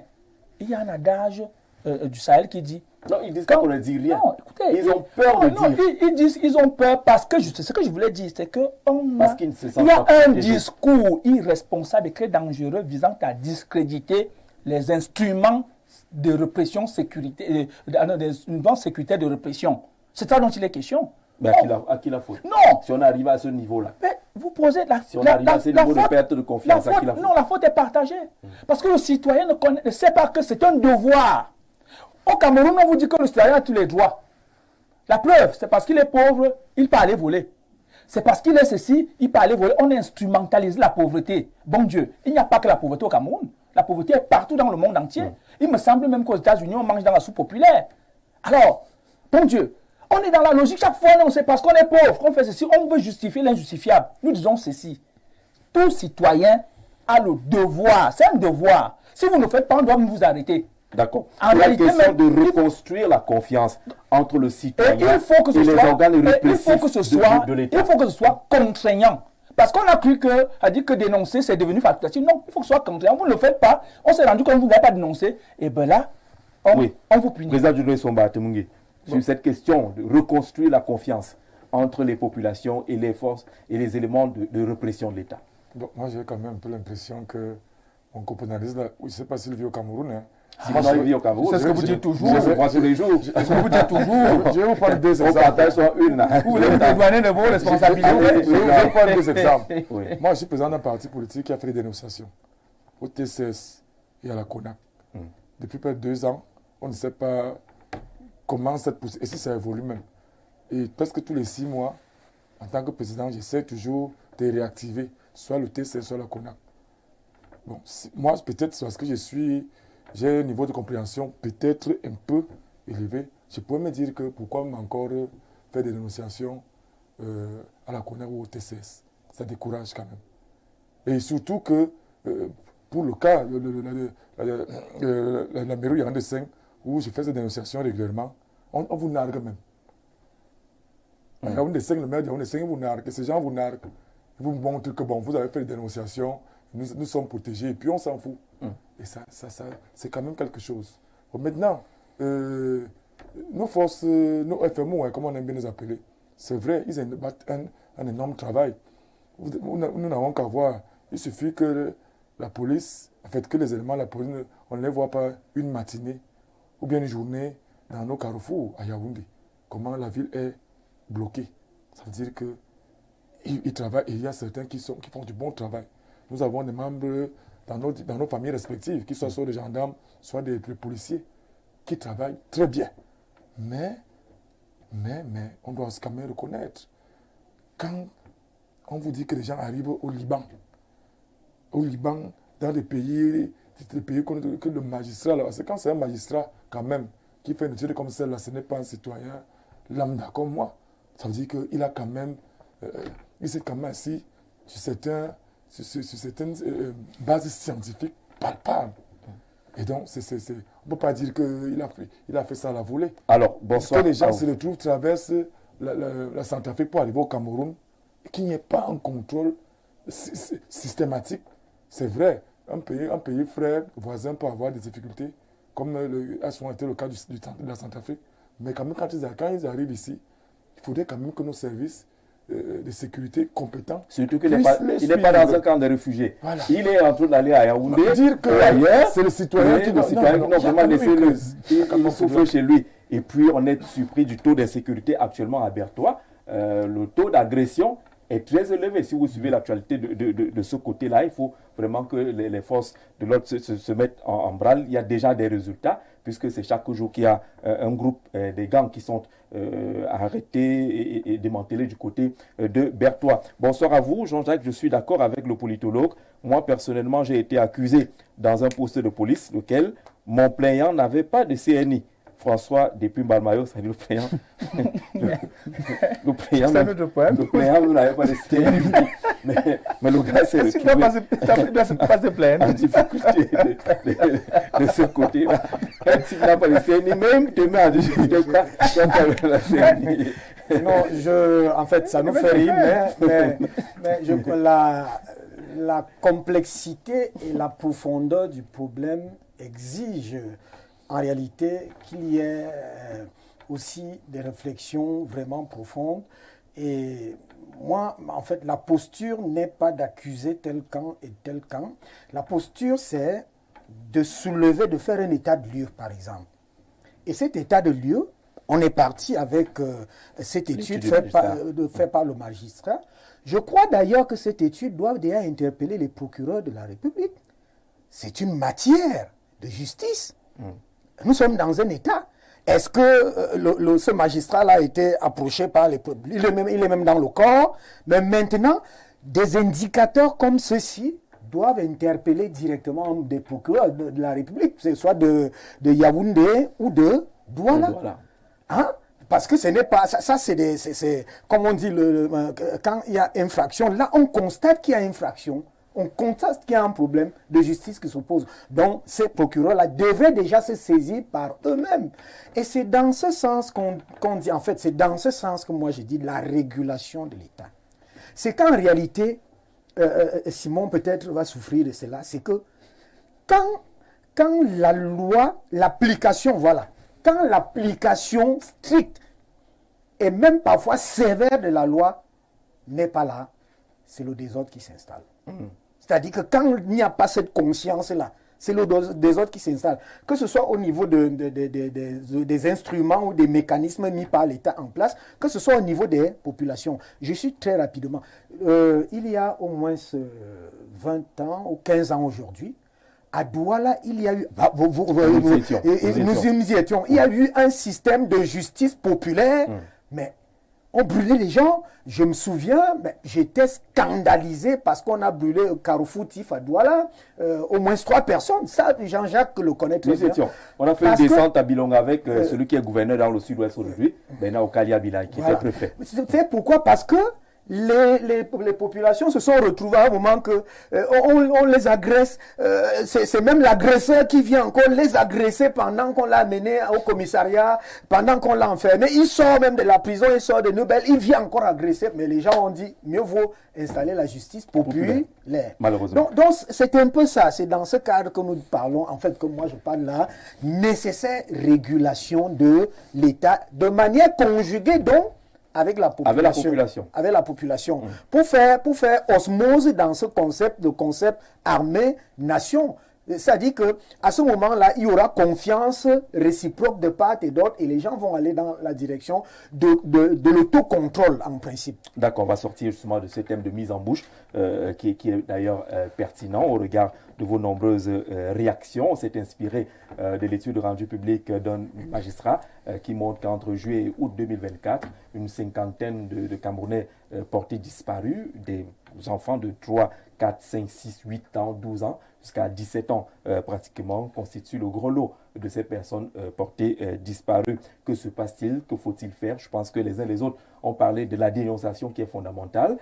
Il faut toujours dénoncer pour participer de façon effective à la chaîne de sécurité. Maintenant, ceux qui ont le pouvoir doivent jouer pleinement son rôle, laisser un peu l'affaire des bakchiches, un peu de corruption là de côté pour être efficace et pour que les populations vous fassent encore confiance. Bonsoir le plateau. Vraiment, M. Stéphane Mounouga a parfaitement raison. L'homme en tenue travaille beaucoup et il n'a pas un bon revenu à la fin du mois. Ça fait vraiment mal. Patient. Bouni, depuis Garoua, est-ce que tu n'es pas dans le corps? Est-ce que ce n'est pas le syndicat qui est en train de se mettre en place là? Bonsoir Gigi, le représentant du RDPC ignore où se trouvent les dealers de la drogue. Il faut que la dénonciation vienne d'où? Il envoie la population où là? Ça veut dire que vous savez où sont les dealers. Thomas Dakin. Tout ce qu'on demande, c'est de dénoncer simplement et d'être en sécurité. Bonsoir la famille. Le monsieur Angandoura vit dans ce pays? Je crois que non. On a déjà arrêté quels gendarmes et policiers qui prennent de l'argent à ciel ouvert et même en journée devant les autorités et autres lorsque la justice est corrompue. Qui peut avoir le courage de dénoncer un malfrat qui doit corrompre le magistrat et sera libéré le lendemain et ce dernier se retourne immédiatement devant celui qui l'a dénoncé? Soyons au moins sérieux, frère. Gandjoui Alphonse depuis Douala qui envoie justement ce message et participe à l'émission. Nge Carrington de Yaoundé revient sur la question à tout votre panel. Très bonne émission concernant le sujet. Je pense que les populations ne font plus confiance à leurs forces de maintien de l'ordre. Et pour moi, c'est bien de dénoncer, mais pour quelle sécurité après? Il faut penser à la sécurité d'après. Bonsoir, M. Jean-Jacques, s'il vous plaît. Dites au M. Angandoura, mais c'est quoi le M. Angandoura? C'est Simon. Vous ne le connaissez plus. Simon Foukoumel Angandoura. On te repère plus facilement avec cette tenue-là. Si dites à vous, M. Angandoura, gris, qu'il ne connaît pas de quoi il parle au Cameroun. Quand tu dénonces, même à la police, ces derniers ne vous accompagnent jamais. Je suis sûr qu'il est du RDPC. C'est toujours leur discours et c'est pour les lois. le Cameroun a les meilleurs au monde, les meilleures lois du monde, mais application zéro. Jean-Marc depuis Biteng, ici à Yaoundé. Le président Ibrahim Imché, on est très d'accord, content de recevoir votre message. Bonsoir Jean-Jacques, j'ai mal quand j'entends parler le monsieur Ngandoura. Vraiment. C'est pas la vérité. C'est mal. Tu veux d'aller se balader au niveau du pont blanchisseur ce soir, il verra. C'est monsieur Ondoa, depuis Douala, le pont blanchisseur. Ah oui, très célèbre. C'est à Douala? Dakar. C'est à Douala, Le Dakar. village là. Allez, ce n'est pas à lui qu'on va demander à se balader là-bas. On va demander aux forces. Puisque vous avez l'information que du côté du pont blanchisseur, si vous arrivez là-bas. Ils connaissent bien ceux qui font ça, mais ils ne disent rien. Voilà, ça veut dire que vous savez. Il faut contribuer à la chaîne de dénonciation. Réponse au débat. La corruption au sein des policiers et gendarmes au Cameroun, un défi pour la sécurité, c'est tellement long. C'est une contribution qu'on mettra certainement en débat au cours de nos programmes à venir. On lit encore un ou deux messages très rapidement. Alors, bonsoir Monsieur Jean-Jacques Zé. J'espère que vous allez bien. Merci. Voici, je viens vers vous concernant une aide que vous avez. La suite est intéressante. Une aide que vous avez faite en 2015. Si vous vous souvenez, grâce à vous, un des plus vieux détenus avait été libéré à la prison centrale de Balmayo. Oui, il avait 91 ans. Au nom de papa Eden Temedio. Ouais, on avait travaillé dessus. Je suis heureux de vous revoir et à cet effet, je profite pour vous transmettre toutes les bénédictions, merci, qu'il avait bien prononcées à votre personne jusqu'à votre famille. Bonne arrivée sur cette nouvelle chaîne de télévision. Merci pour ce témoignage. On prend une respiration et puis on parle de l'élection.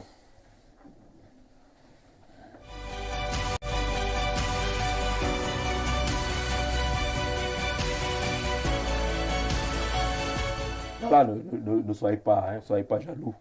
Sinon, on a les bénédictions. Même si c'est important, on est content. Et puis, c'est décembre. Si on peut recevoir les bénédictions. On vous salue du côté de Libreville. Bonsoir, le monsieur Ngandoura depuis Libreville, Edouard Ondoa. Il n'a rien dit. Il vous salue. Simplement depuis Libreville. Juste pour dire qu'il nous écoute. Il nous suit là-bas du côté de Libreville. Et il a remarqué que vous êtes. Sur le plateau. Il va retourner au veste. Il faut qu'il rentre rapidement au veste. Alors, parlons rapidement des élections. La présidentielle est annoncée pour l'année prochaine. Les régionales en 2026.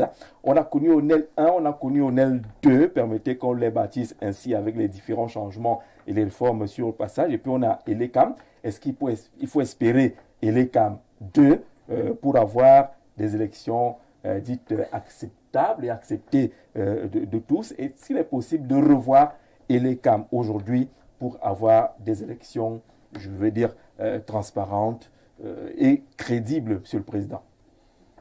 Merci.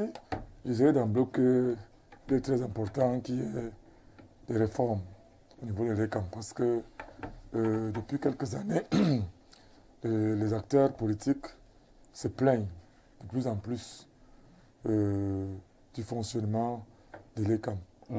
Je vais prendre peut-être un exemple illustratif. Au niveau local, là, dans les commissions communales, tous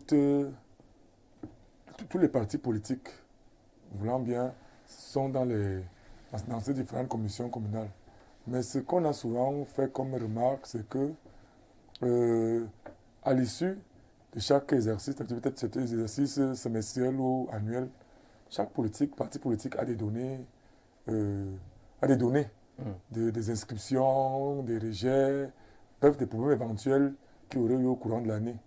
Mais ce qui dérange un peu, c'est que parfois c'est l'ECAM seul qui vous donne à la fin l'état, le dernier état physique des inscrits. Vous vouliez qu'il le fasse. Bon, c'est son rôle, non? Ça devait être concerté parce que souvent à la fin, certains acteurs ne se reconnaissent pas. Un peu comme, vous avez vu dernièrement, le MRC s'est beaucoup plaint. Et après les plaintes du MRC, il a quand même été contraint d'organiser une concertation où le MRC a été et sur plusieurs points, le MRC a eu raison.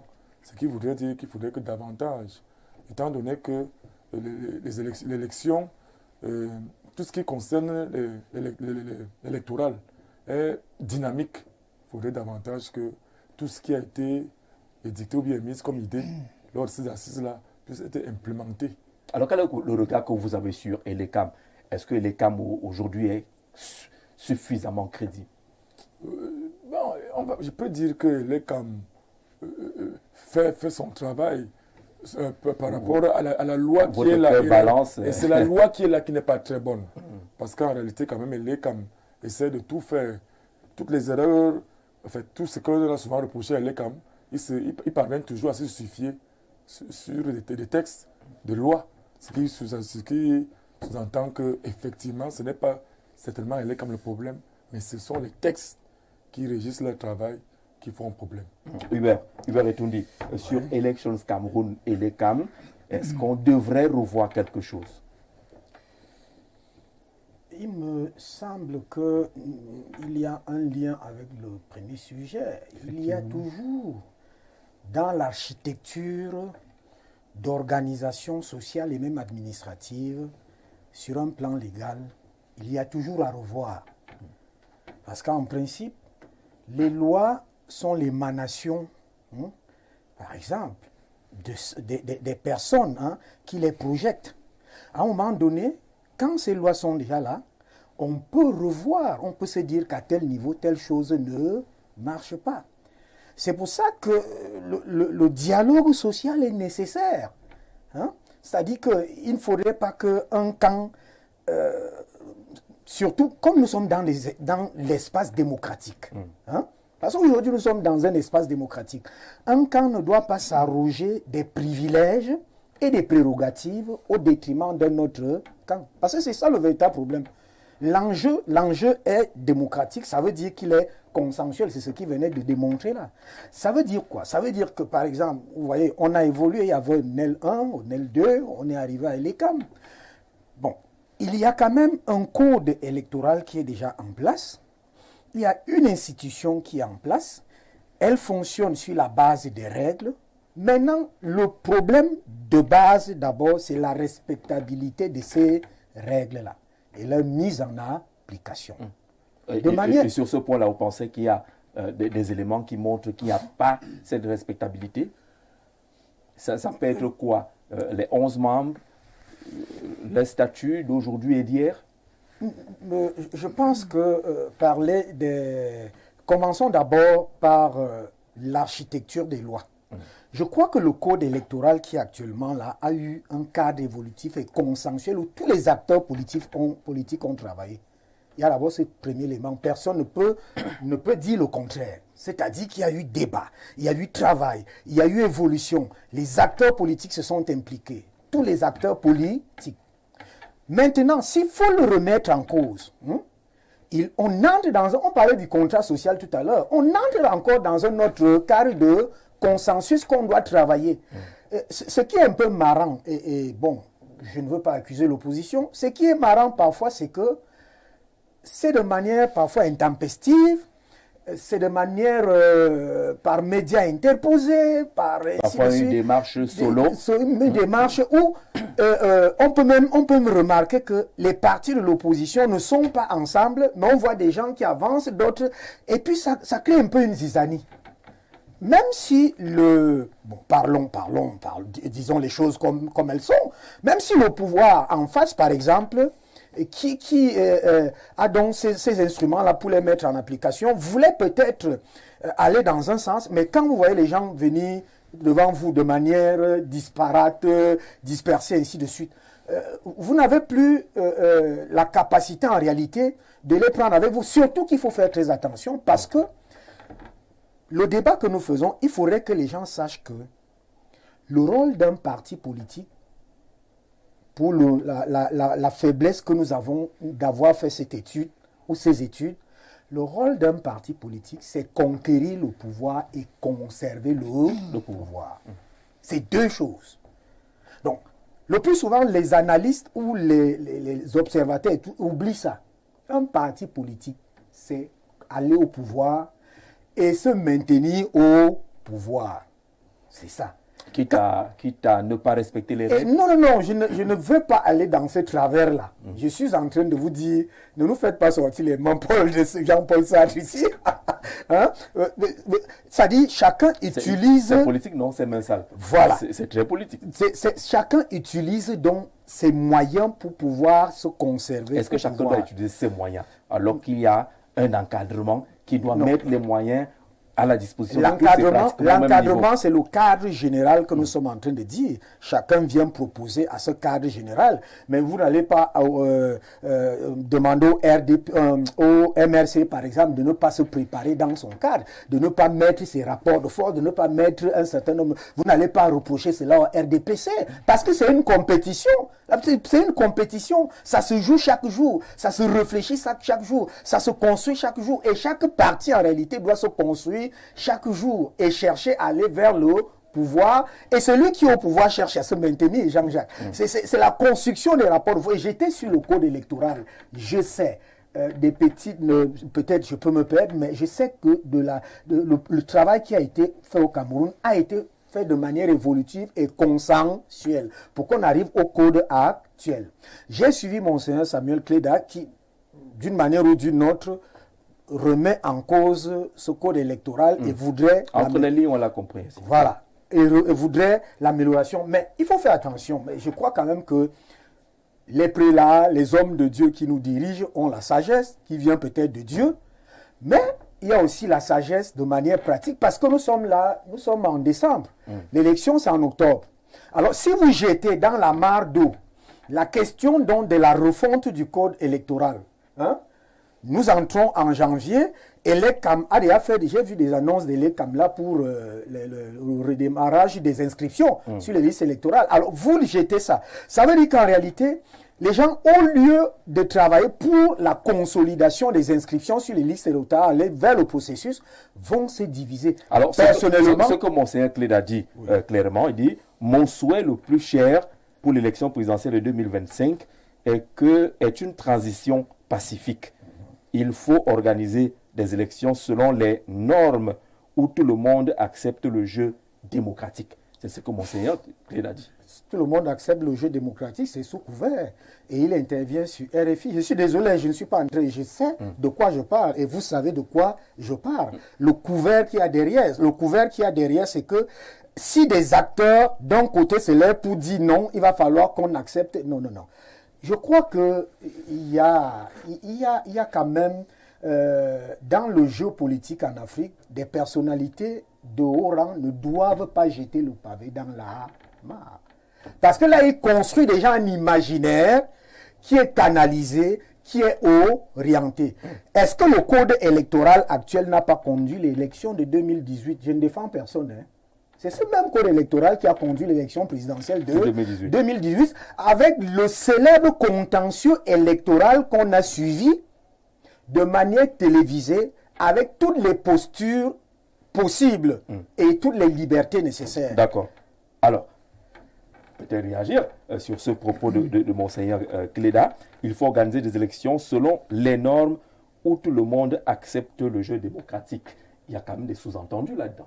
Oui, quand vous interprétez, j'ai envie de dire quoi, ça chute, il veut dire que, c'est ce que ça veut dire, le présupposé, ça veut dire que généralement il n'y a pas eu des élections au Cameroun où tout le monde accepte le jeu démocratique. Mais moi j'ai envie de dire que ce n'est pas trop ça, parce que quand vous analysez votre thématique, elle est intéressante.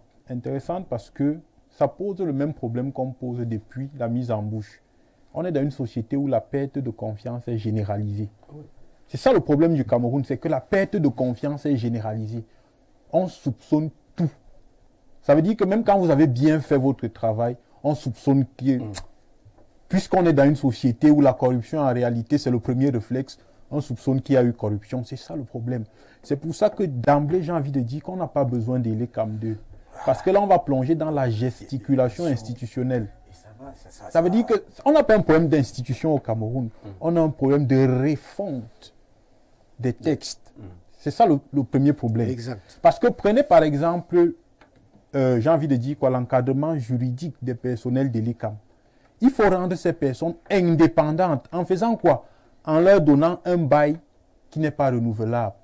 Quand vous donnez à quelqu'un un bail qui est renouvelable, il est tenté de chercher à ce que vous renouvelez son bail. Et en conséquence, il va chercher à vous plaire dans sa façon de travailler. Ça veut dire qu'au lieu de donner aujourd'hui au DG de l'ICAM un mandat de 5 ans renouvelable, donnons-lui un mandat de 7 ans par exemple, qui n'est pas renouvelable. Et là, il sait qu'en réalité, il ne dépend plus de quelqu'un, il est là pour faire son travail et rien que son travail. Mais s'il sait qu'il a 5 ans et qu'il peut encore, j'ai envie de dire, pour parler comme au quartier, draguer celui qui peut renouveler son mandat, mais c'est humain. Cette posture est humaine. C'est pour ça qu'aux États-Unis, par exemple, il y a certaines fonctions où on vous donne un seul mandat qui n'est pas renouvelable pour que vous soyez indépendant dans l'exercice de votre fonction. Voilà le premier point. Le deuxième point aujourd'hui, c'est qu'il faudrait quand même qu'on dise au parti qui a le pouvoir que c'est vrai que nous sommes en démocratie, ce sont eux qui contrôlent les leviers du pouvoir, mais il y a des instruments qui doivent être consensuels. C'est ça le problème, comme le code électoral. C'est vrai qu'aujourd'hui, on est à l'approche des élections, mais je souhaite que, peut-être après les élections de 2025, vraiment, qu'on aille vers un consensus et qu'on adopte une loi électorale consensuelle où la plupart, pas tout le monde, où la plupart des partis politiques se reconnaissent quand même dans ce code électoral. Voilà un autre problème qu'il faut résoudre aujourd'hui. Et un autre problème aussi, parce qu'on accuse seulement aussi les institutions, l'État, le parti au pouvoir. Les partis d'opposition même aussi ont une part de responsabilité dans ce problème des élections au Cameroun. Parce que quand vous faites une analyse sociologique des élections au Cameroun ou des partis politiques, vous allez vous rendre compte que le premier problème que les partis d'opposition ont, c'est un problème de représentativité. Ça veut dire qu'ils sont capables, si on s'en tient aux dernières élections de 2018, de vous produire 25 000 personnes dans 25 000 bureaux de vote. Et ça fait que puisqu'ils n'ont pas été présents dans les bureaux de vote, ils installent le doute dans les résultats où ils n'ont pas été présents. Donc ils ont aussi une part de responsabilité. Il faudrait qu'ils soient représentés. Ça va faire que quoi? Quand Elecam va compiler les élections, les transmettre, produire les 25 000 procès-verbaux, puisque vous avez eu 25 000 personnes dans les bureaux de vote qui ont aussi les 25 000 procès-verbaux, vous serez capable de faire une comparaison objective entre les résultats qui ont été publiés et, j'ai envie de dire, les résultats que vous avez. C'est pour ça que vous allez vous rendre compte que généralement dans le contentieux, on est beaucoup plus dans la théorie, dans la philosophie, on n'est pas dans le palpable. Parce que si on avait le concret en 2018, lors du contentieux électoral, on ne prendrait pas 2 jours. On serait venu au contentieux avec nos 25 000 procès-verbaux, on les aurait déposés, on aurait dit au Conseil constitutionnel, faites une comparaison entre ce que l'ICAM vous a donné et ce que nous on a. Et on retient que le problème n'est pas l'institution. Non, le problème n'est pas l'institution. Le problème c'est rendre les hommes qui sont censés gérer l'institution indépendants dans leurs fonctions, parce que le fait de leur maintenir... Oui, vous avez ce côté d'indépendance par le mandat, mais il y a également les dernières nominations ont remis au bout du jour ce débat, les nominations des 2 derniers membres le 20 décembre dernier, qui seraient des membres du RDPC. J'ai envie de dire que quand les lois sont justes et impartiales et que les institutions sont sérieuses, en réalité, l'appartenance ou alors la provenance de X ou Y ne devrait pas déranger parce qu'on sait qu'en réalité, il y a une structure normative, quel que soit d'où vous venez, vous serez obligé de respecter la structure normative qui existe. Et je vais donc sortir en disant que il est grand temps aujourd'hui que l'on comprenne que, à la réalité, pour que, j'ai envie de dire quoi, pour que Elecam soit plus efficace, Elecam a également besoin que les partis d'opposition soient mieux structurés.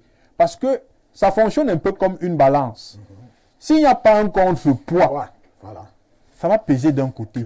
Et tel que vous observez les partis d'opposition, ils sont, j'ai envie de dire, ils sont trop divisés pour pouvoir, j'ai envie de dire, opposer un contrepoids à Elecam. Donc c'est une manière pour moi de leur dire aujourd'hui que il est grand temps vraiment qu'ils unissent leurs forces justement pour pouvoir opposer un contrepoids au système qui nous gouverne. Et j'ai aimé ce que le panafricaniste a dit.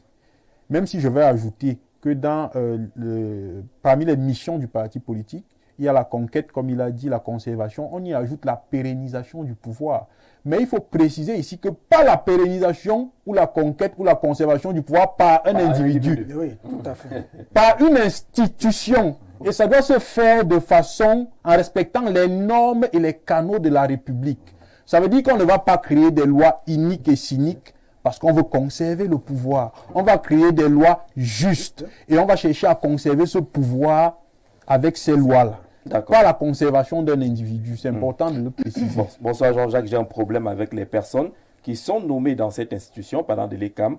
Voyez-vous, vous avez parfois des anciens sous-préfets, préfets, gouverneurs qui, après leur fonction, se trouvent avec des biens immobiliers qui dépassent ceux des hommes d'affaires les plus prospères sans que l'on ne sache si c'est le fruit de leur salaire comme fonctionnaire. J'ai l'impression que l'on nomme des personnes qui parfois traînent des casseroles, ce qui les met dans une situation où elles ne peuvent pas être justes. La transparence, pour moi, de cette institution passe d'abord par le questionnement sur la source des biens et avoirs de ces personnes. Calistano, depuis Yaoundé, des soupçons sur la trajectoire de ceux qui sont nommés, anciens préfets, anciens sous-préfets. Pour cet intervenant-là, ça dérange et qu'on ne peut plus parler d'une institution juste dans ces conditions-là. Vous savez, pour ceux-là, il faut aller nommer les Jésus. Parce que, oui, il faut aller nommer les Jésus et les Mohamed et autres saints pour qu'ils soient, ou du moins que l'institution soit crédible. Je crois qu'il faut être sérieux. Une institution a des règles. Que vous soyez de quel parti politique, vous êtes astreint au respect des règles. Les partenaires qui aussi autour de l'ECAM sont les partis politiques et autres.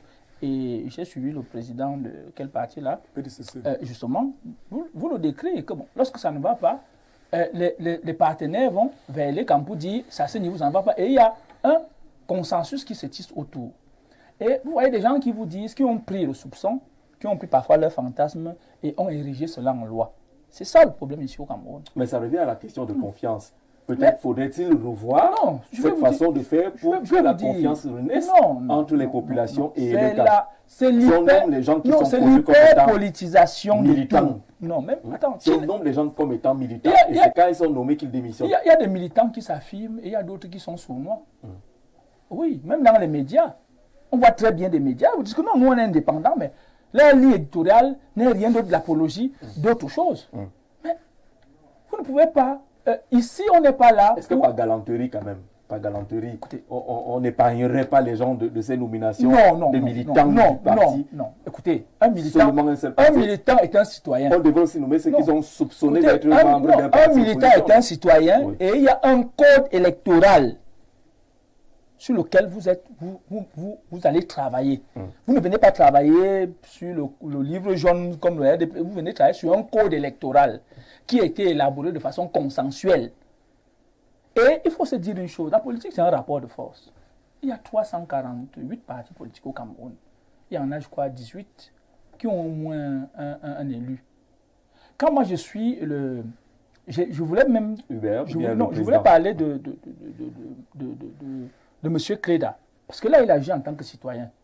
Il ne peut pas utiliser la casquette de Monseigneur pour dire ce qu'il dit là.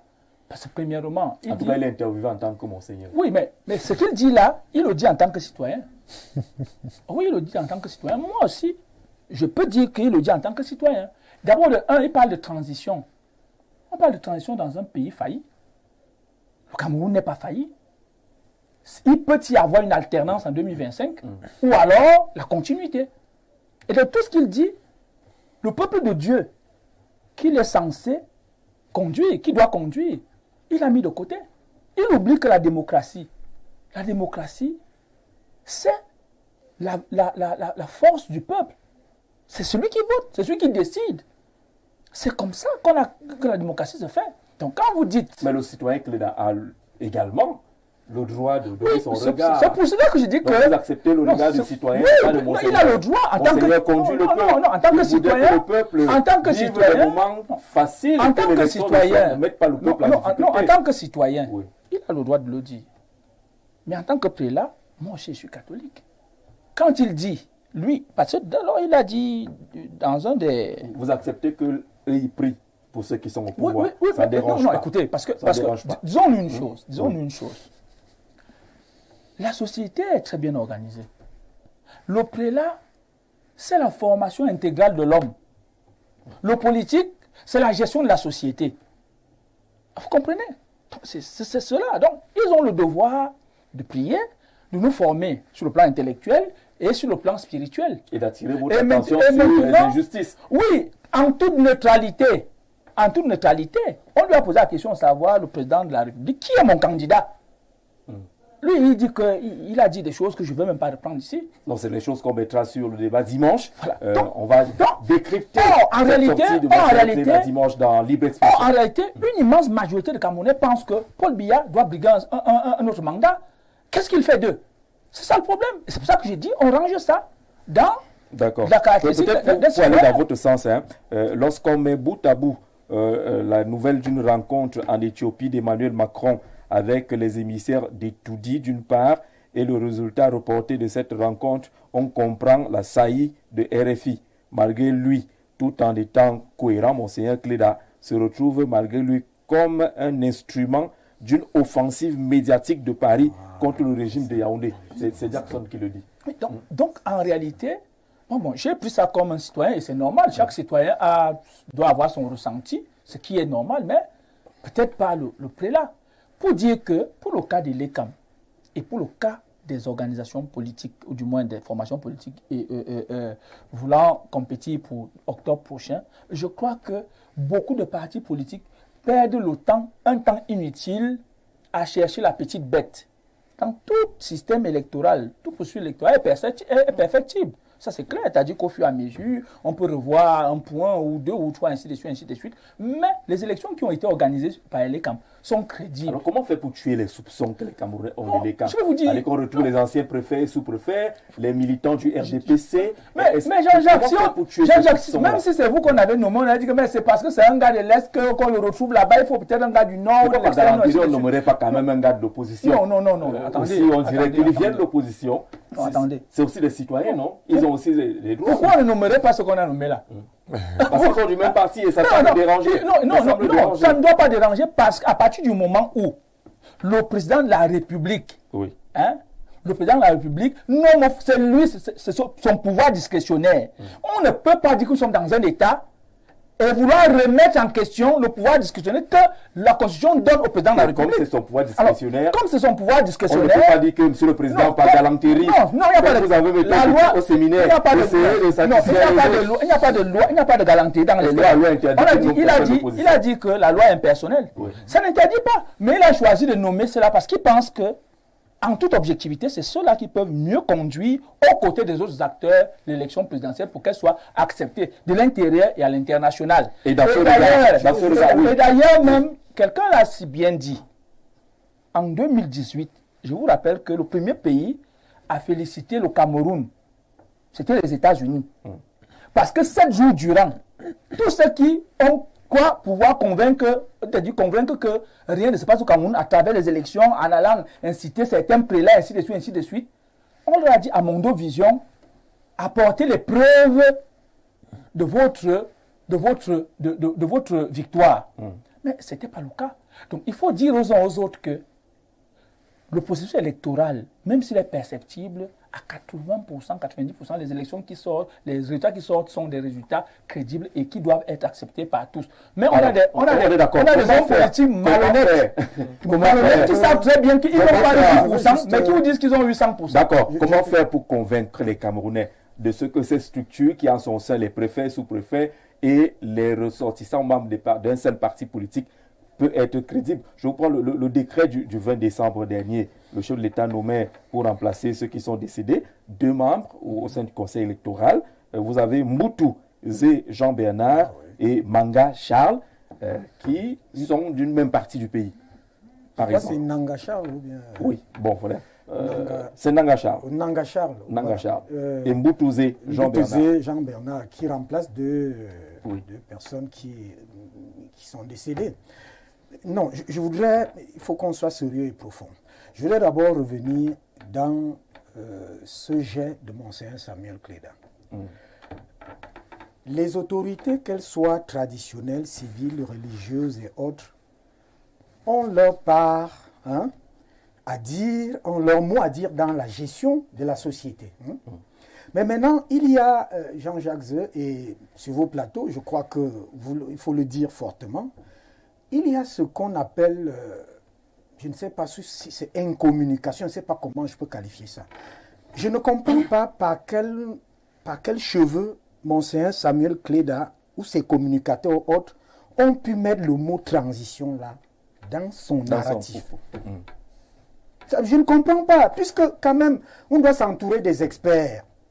On doit s'entourer des gens qui connaissent un peu. Quand vous mettez le mot transition, dans mon propos au début là, j'ai dit, nous, s'il faut remettre ce code électoral en cause, là, je ne défends personne, hein, ça dit, je veux être objectif. S'il faut le remettre en cause, il y a la temporalité qui va jouer sur nous. Hein? Il y a le contexte. Il y a beaucoup de choses qui vont... D'ailleurs, le politologue, il est revenu sur ces éléments.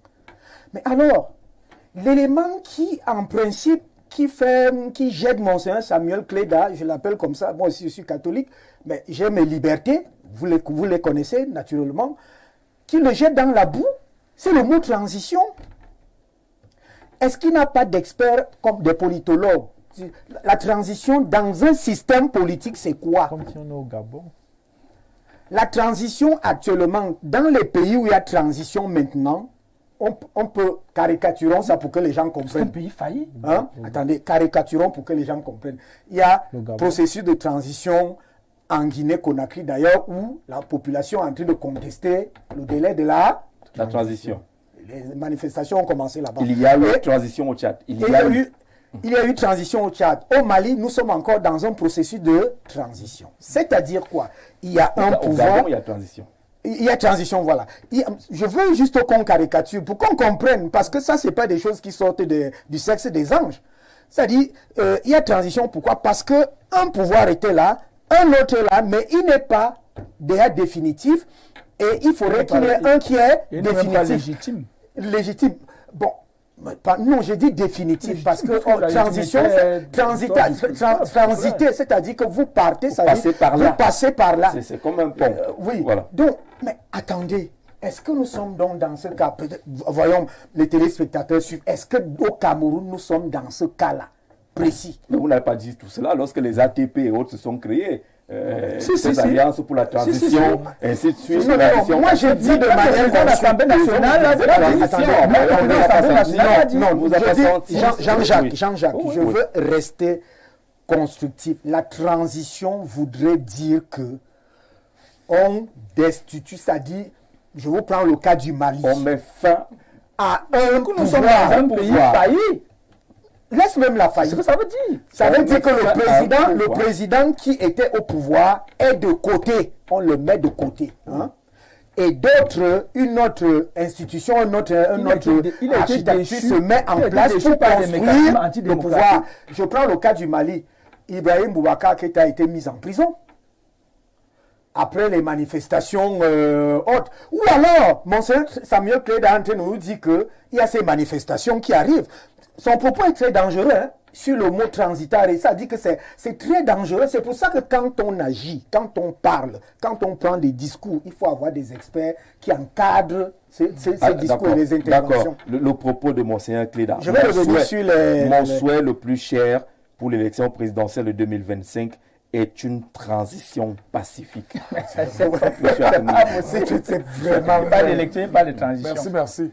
Je pense quand même que le clergé, ce n'est pas Monseigneur Cléda que nous ici sur ce plateau allons apprendre le mot transition. Ça vraiment. Et puis, ce n'est pas le Monseigneur. On essaie de contextualiser. Est-ce que dans le contexte camerounais, on pourrait parler de transition? Et puis, comme vous le disiez vous-même tout à l'heure, le mot transition, depuis quelques années au Cameroun, se fait de plus en plus entendre. Pas seulement par Monseigneur Cléda.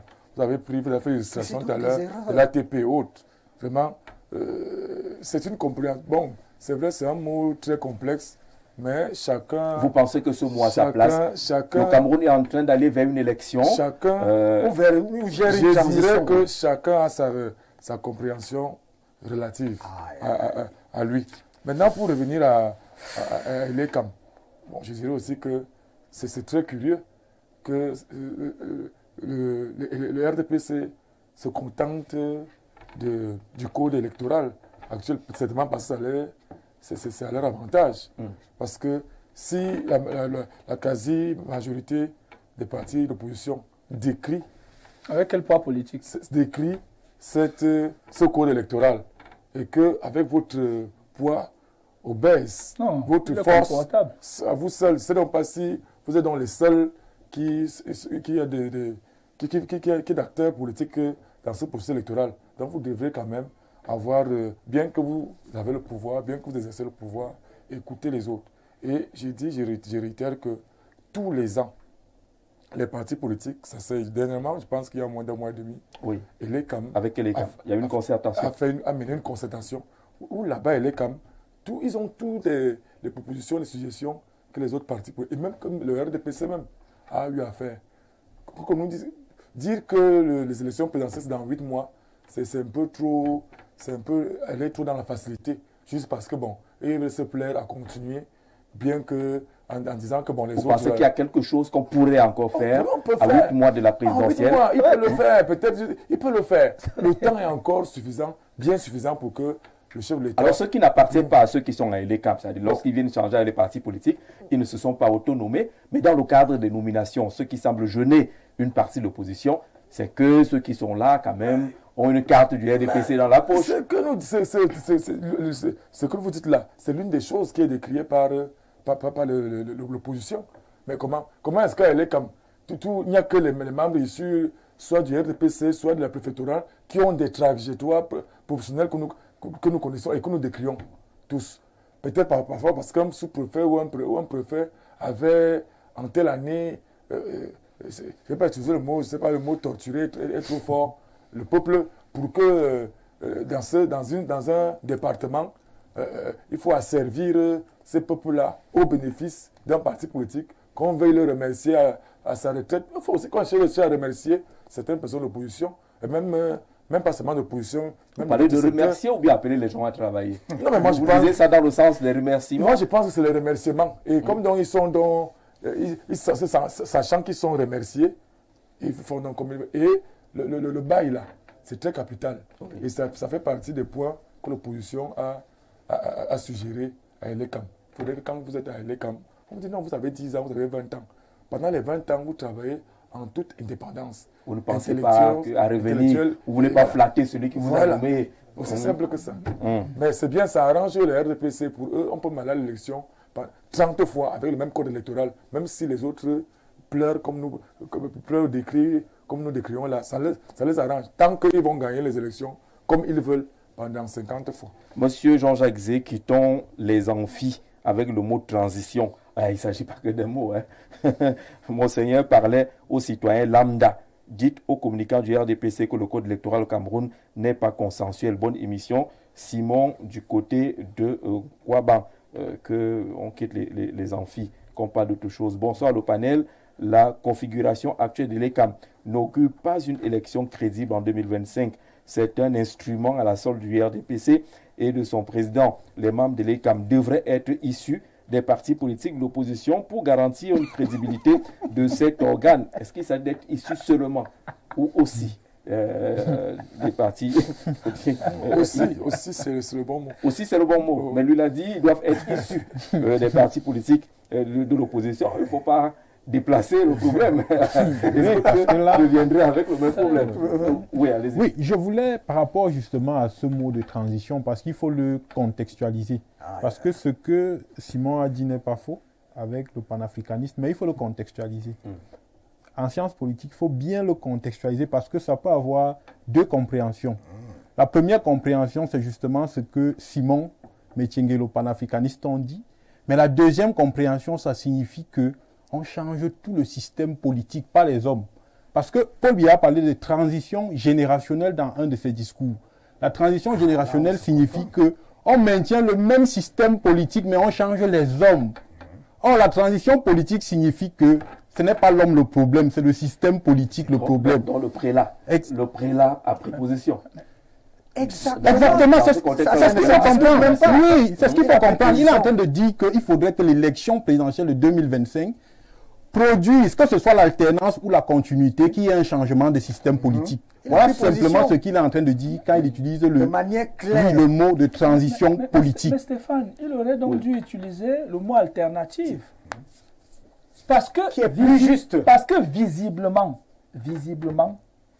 il y a le mot transition qui est un mot qui ne sied pas au Cameroun.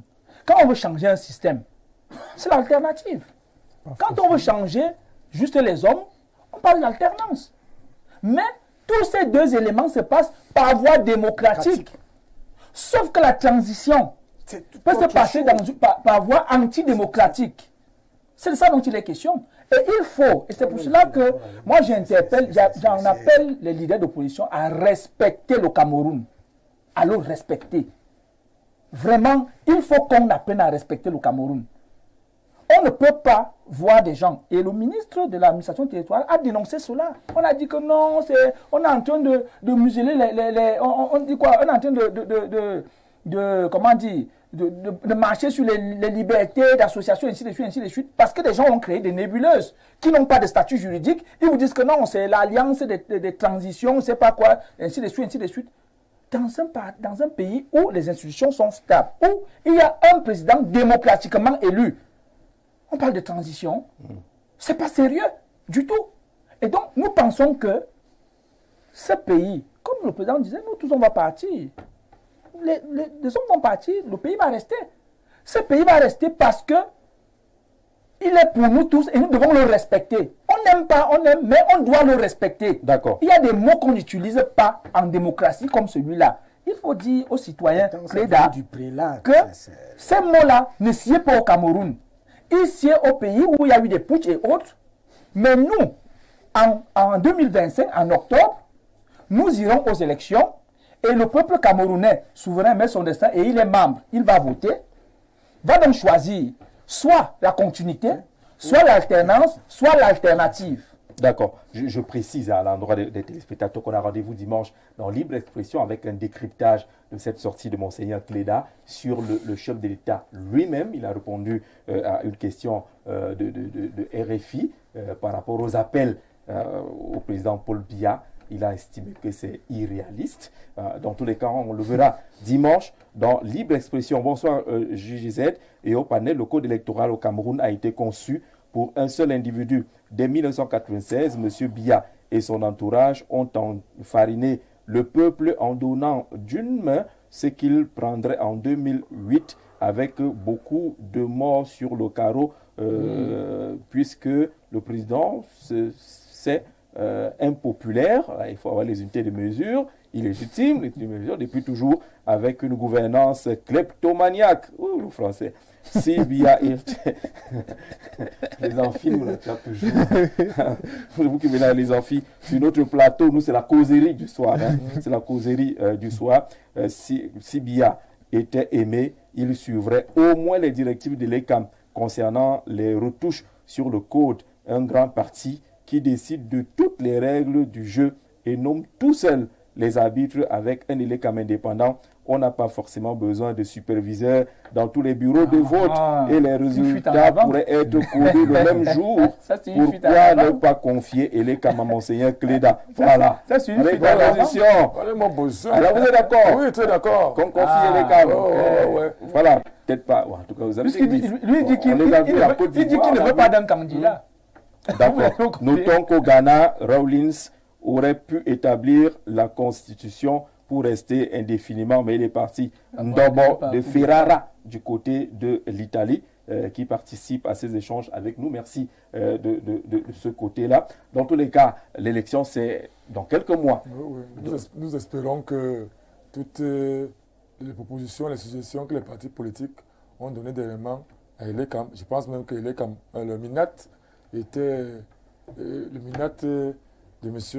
Tanganji était bien représenté, qu'ils pourront mettre en œuvre ces propositions-là et que le chef de l'État pourra promulguer. Maintenant, je vais dire quelque chose à ce que disait le président du RDPC tout à l'heure concernant les alliances dont le ministre Tanganji décriait tout dernièrement, l'illégalité. L'illégalité. Est-ce que c'est parce que le ministère avait dit que c'est illégal que les alliances ne se font pas? Les alliances se font, les présidents de partis comme nous sommes, on se réunit sur nos plateformes la transition. Et très régulièrement. Vous êtes membre de l'ATP? Oui. C'est vous qui parlez de transition? Oui, je suis membre de l'ATP, je suis même aussi très proche. Vous êtes battu pour défendre Cléda, le mot transition. Oui, je suis même aussi membre de l'APC, très proche de l'APC, de l'honorable Nietzsche. Ça veut dire que je suis bien en place de vous dire que M. Cléda prend des positions. Oui, les plateformes se multiplient. Il y en a, je pense, environ 7 actuellement, que les présidents de partis politiques. Vous en voulez encore? Que les plateformes se multiplient? En fait, moi, je suis pour... Ce n'est pas une diversion? Vous ne perdez pas le temps alors qu'il faut préparer l'élection? Je suis pour la mutualisation des forces. D'accord. Tout à l'heure, le monsieur du RDP se moquait de nous, qu'il y a certains endroits, parce que nous n'avons pas les forces comme eux, de pouvoir être représentés dans tous les bureaux de vote. Si les partis politiques peuvent se mutualiser pour être présents. Cette erreur-là, vous dites que l'élection... C'est vous qui avez... Voilà, monsieur, merci. On est pris par le temps. Merci beaucoup d'être venu. Je donne rapidement lecture de ce communiqué. Le sénateur de la région de l'extrême nord, l'honorable Malumbra, a l'honneur d'inviter les personnes ci-après désignées à bien vouloir prendre part à la séance de restitution des activités de la session parlementaire du mois de novembre 2024, lundi 30 décembre 2024, à partir de 9h à la salle des actes de la commune de Kolofata. Ils sont concernés, monsieur le maire de la commune de Kolofata, messieurs les conseillers régionaux de l'arrondissement de Kolofata, mesdames et messieurs les conseillers municipaux de la commune de Kolofata, les membres et chargés de mission de la délégation permanent départemental du comité central du RDPC pour le maillot Sava, les présidents des sections RDPC, OFRDPC, OGRDPC du maillot Sava Ouest, les chefs de canton de Kolofata et de Kerawa, le président du comité de développement de l'arrondissement de Kolofata, les cadres technico-administratifs de la commune de Kolofata. Compte tenu de l'importance de cette rencontre, le sénateur Malumbra compte sur la présence effective de tous. La rencontre a lieu le lundi 30 décembre 2024 à partir de 9h à la salle des actes de la commune de Kolofata. On salue les populations de Kolofata. Monsieur, on vous dit merci d'être venu. Nous, on a rendez-vous avec nos téléspectateurs dimanche à partir de 11h30 dans le cadre de Libre Expression avec un accent particulier sur la dernière sortie de Monseigneur Samuel Cléda. Passez une très bonne soirée sur Info.